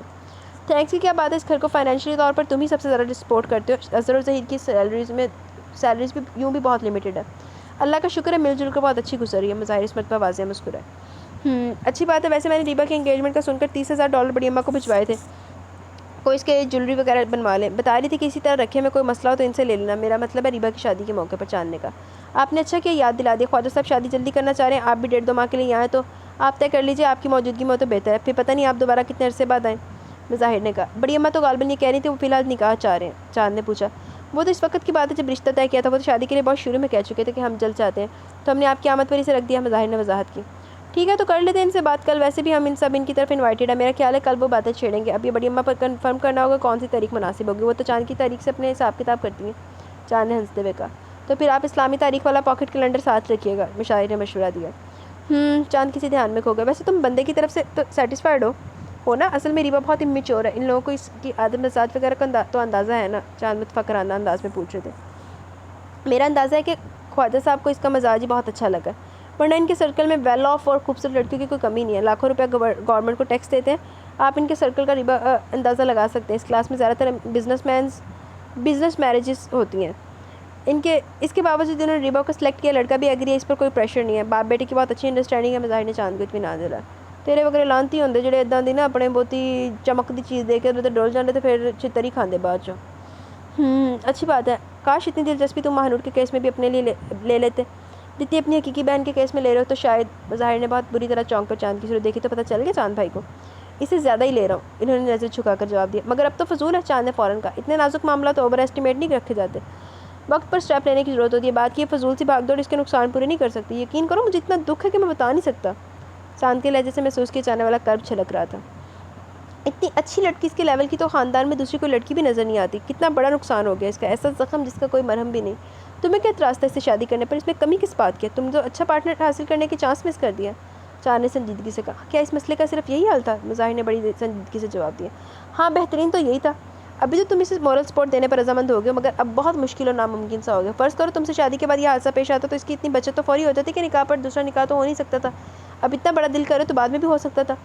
چاند بھائی معذرت کے ساتھ اس گھر میں شادی کے قابل اور بھی ہیں، لیکن ہر کوئی مجھے قصوروار سمجھ کر میری خبر لے رہا ہے. مظاہر نے سپاٹ لہجے میں کہا.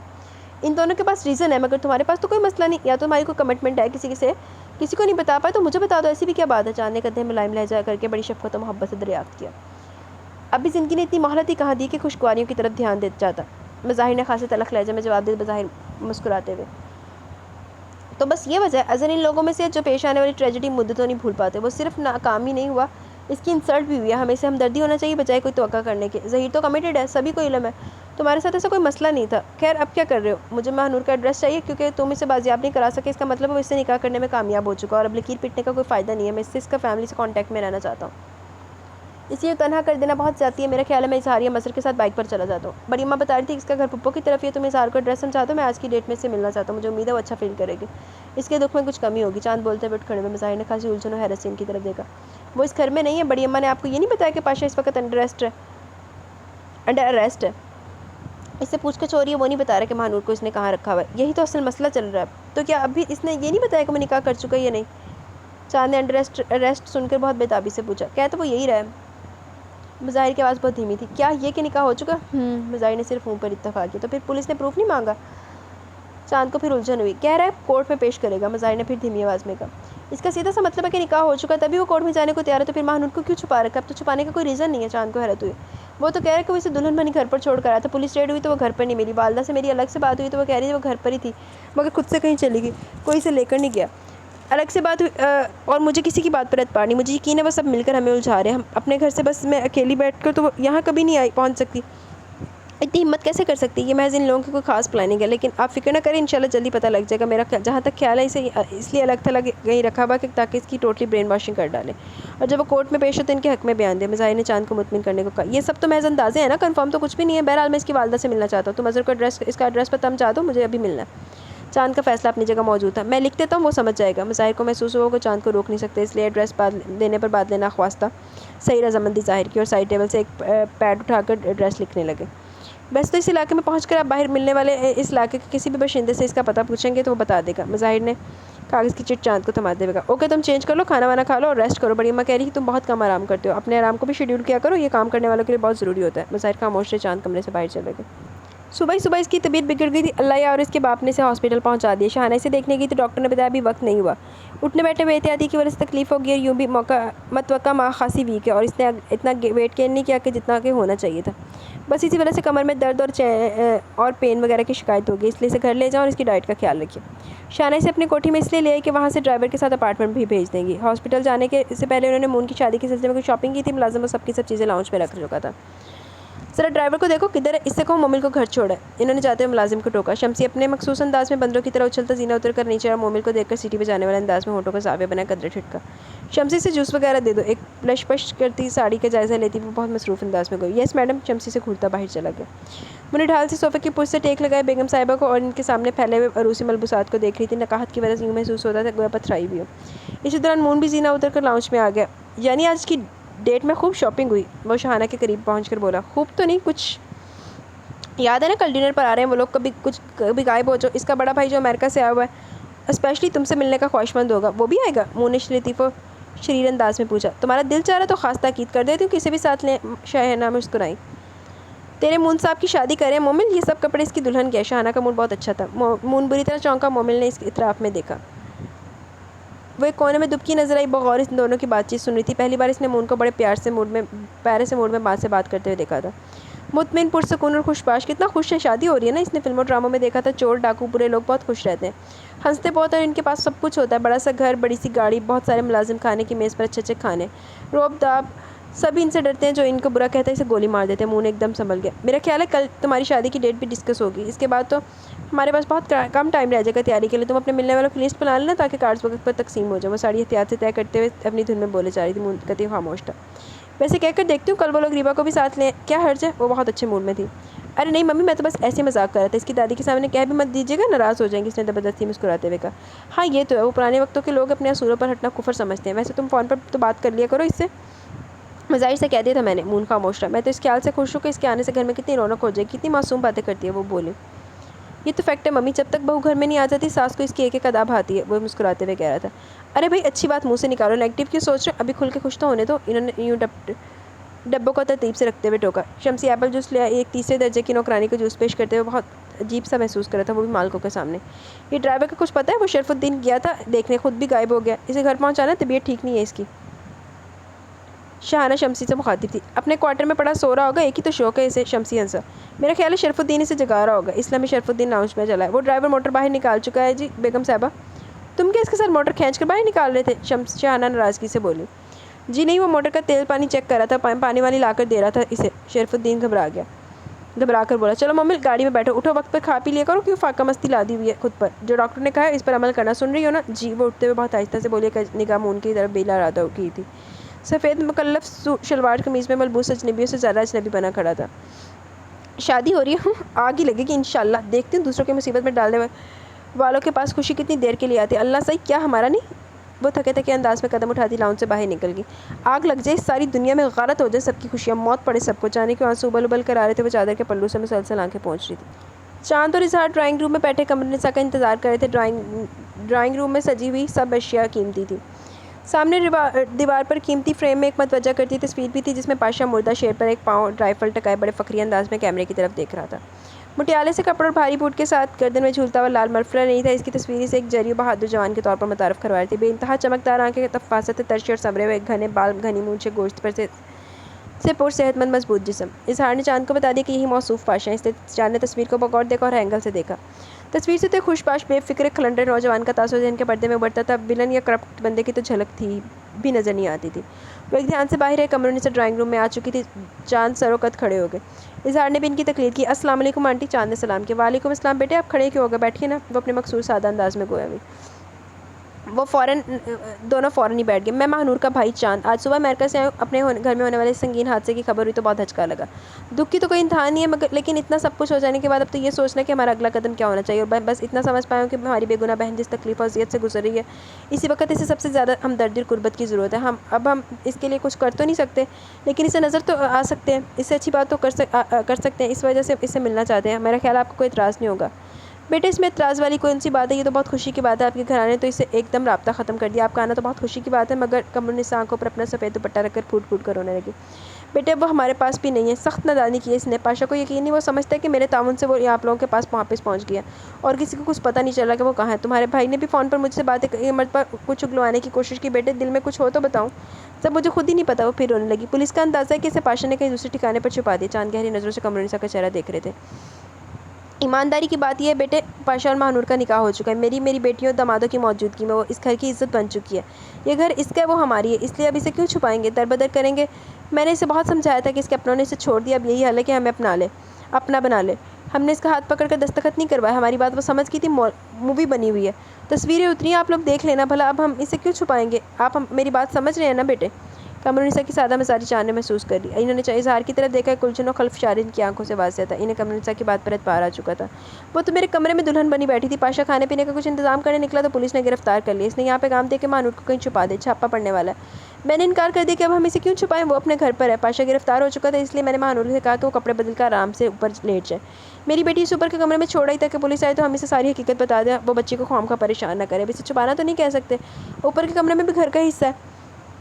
پولیس آئی، سارے گھر کی تلاشی لی، چھت پر بھی گئی مگر وہاں نہیں تھی، میرے تو پاؤں تلے زمین کھسک گئی، میری بیٹی اسے خود اوپر کے کمرے میں چھوڑ کر آئی تھی۔ پڑوس کی چھت پر ہماری چھت سے آسانی سے جایا جا سکتا ہے، یہی خیال ہے کہ وہ ڈر کر پڑوس میں چلی گئی، وہ وہاں گئے تو معلوم ہوا کہ وہاں گئی تو تھی مگر وہاں سے کہیں اور چلی گئی۔ پڑوسن کہنے لگی میرا اندازہ ہے کہ وہ اپنے ماں باپ کے پاس گئی ہے، اتنی رات کو اور کہاں جا سکتی ہے، مگر آپ لوگوں سے معلوم ہوا کہ وہاں بھی نہیں گئی پہنچی۔ دن رات کی بے چینی ہے، نہ نیند ہے نہ بھوک، جوان جہان بچی خدا نہ خواستہ کہیں غلط ہاتھوں میں میرے منہ میں خاک، ان کی آواز پھر بھر آنے لگی۔ چاند ابا خود بیٹھے ایک ایک حرف تول تول کر سن رہے تھے، قمرالنساء کی شخصیت ایسی نظر آئی جو قابل اعتبار ہوتی، ان پر جھوٹ یا غلط بیانی کا شبہ نہیں ہوتا۔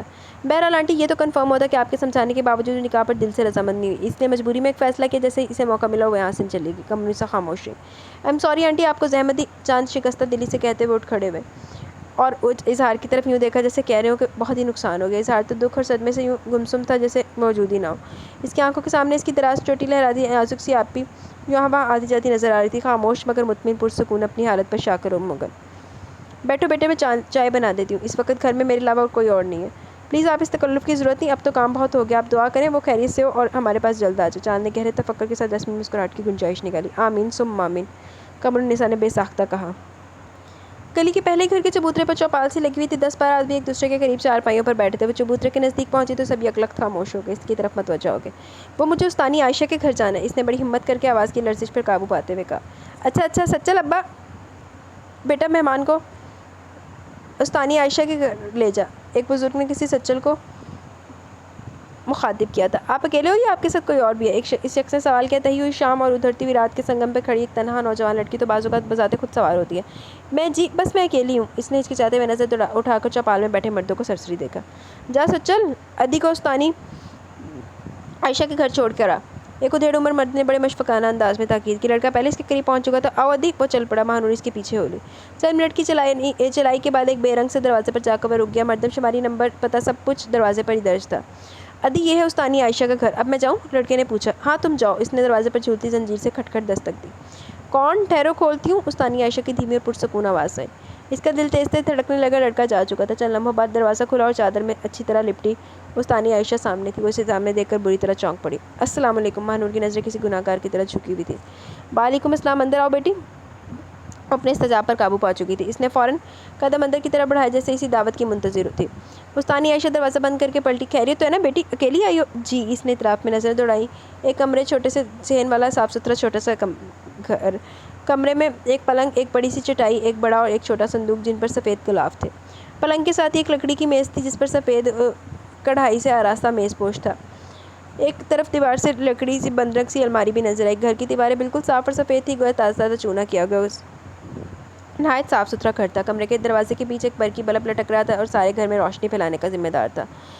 بیٹھو بیٹی، یہاں تک آتے آتے پیاس بہت لگ جاتی ہے، میں تمہارے لیے مٹکے کا تازہ ٹھنڈا پانی لاتی ہوں، آرام سے بیٹھو، یہ تمہارا اپنا گھر ہے، وہ کہہ کر پانی لینے چل پڑی۔ غالباً مٹکا باہر صحن میں رکھا ہوا تھا۔ وہ چادر اتار کر گہرے گہرے سانس لینے لگی۔ کدھر گیا؟ ایک ایسے اطمینان کا احساس ہو رہا تھا جو عرصہ دراز سے گم تھا۔ بادشاہ اس کی ڈھونڈ تو نہیں کر رہا؟ مل گیا تو آسان، اچھا، جس کی ڈھونڈ تو نہیں تھی، مل گیا تو اچھا لگا۔ استانی عائشہ ایک صاف ستھرے شیشے کے گلاس میں پانی لے کر فوراً آ گئی تھی۔ لو پانی پیو، تھوڑی دیر بعد کھانا گرم کر دوں گی، آج میں نے بھی ابھی تک نہیں کھایا، ورنہ مغرب کی نماز کے بعد ہی کھا لیتی ہوں، ایک چپاتی تو کھانا ہوتی ہے۔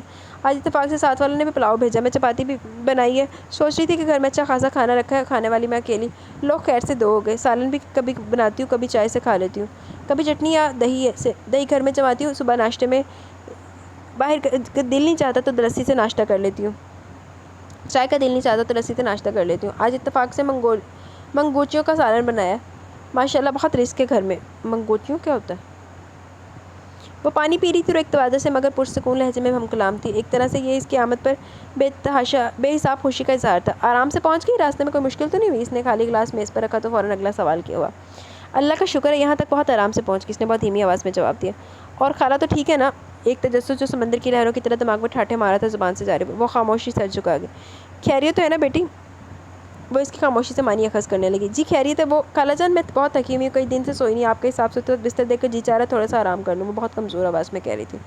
ہاں ہاں بیٹی ضرور آرام کرو، وہ تو تمہاری صورت سے ظاہر ہو رہا ہے کہ تمہاری اندر کی حالت کیا ہے. تم آرام کرو، اتنا ہوا کافی ہے، پنکھا تیز کر دوں؟ انہوں نے چوکی پر دھرے ہوئے چھوٹے سے ٹیبل فین کی طرف اشارہ کیا جو بہت پرانا تو نظر آ رہا تھا مگر ہوا اچھی تھی اور شور بھی نہیں تھا. وہ فوراً بستر پر لیٹ گئی اور آنکھیں موند لی. آنکھیں مونتے ہی سے ایک بے قرار سکون کا احساس ہوا. کمرے کی صاف ستھری پرسکون فضا، خاموشی، فوراً ہی تھکے ہوئے وجود پر نیند کا غالب آ گئی. نیند اور سکون کا وہ کیف آور احساس تھا کہ جس سے لمحہ بھر کے لیے باہر آنے کو جینا چاہے. دوستانی عائشہ کی نگاہ میں پاتال جتنی گہری سوچ اتر آئی. وہ بہت غور سے اس کا چہرہ دیکھ رہی تھی، جیسے کچھ پڑھ رہی ہوں، جیسے کچھ سن رہی ہوں. جی تو گائز یہاں پہ ہماری ایپیسوڈ اپنے اختتام کو پہنچی. کیسی لگی ایپیسوڈ؟ اپنی رائے کا ضرور اظہار کیجیے گا. اور ایک ابھی بھی کمنٹ آیا وہ رہ گیا، اس کو دیکھ لیتے ہیں. وعلیکم السلام طیبہ الحمدللہ میں ٹھیک ہوں، آپ کیسی ہیں؟ ہاں جی ماہنور کے ساتھ بھی بہت برا ہوا اور مومل کے ساتھ تو ہوا ہی برا ہے، لیکن مومل نے کہا کہ جڑی بےزتی کی تھی وہ بہت اچھا ہوا اس کے ساتھ. ہاں ماہنور کو اس طرح سے نہیں کرنا چاہیے تھا. بڑی اماں نے اب کر دیے تھے، ہونے سارے تڑف رہے انہوں ملن واسطے جلو چلی گئی تھے. باقی آپ کی بات صحیح ہے، مظاہر تے واقعی قابل چھتر سی، مظاہر نے چھتر ہی پینے چاہیے سی. تے آہو دو لانتی انسان ایک دوسرے کو پسند ہی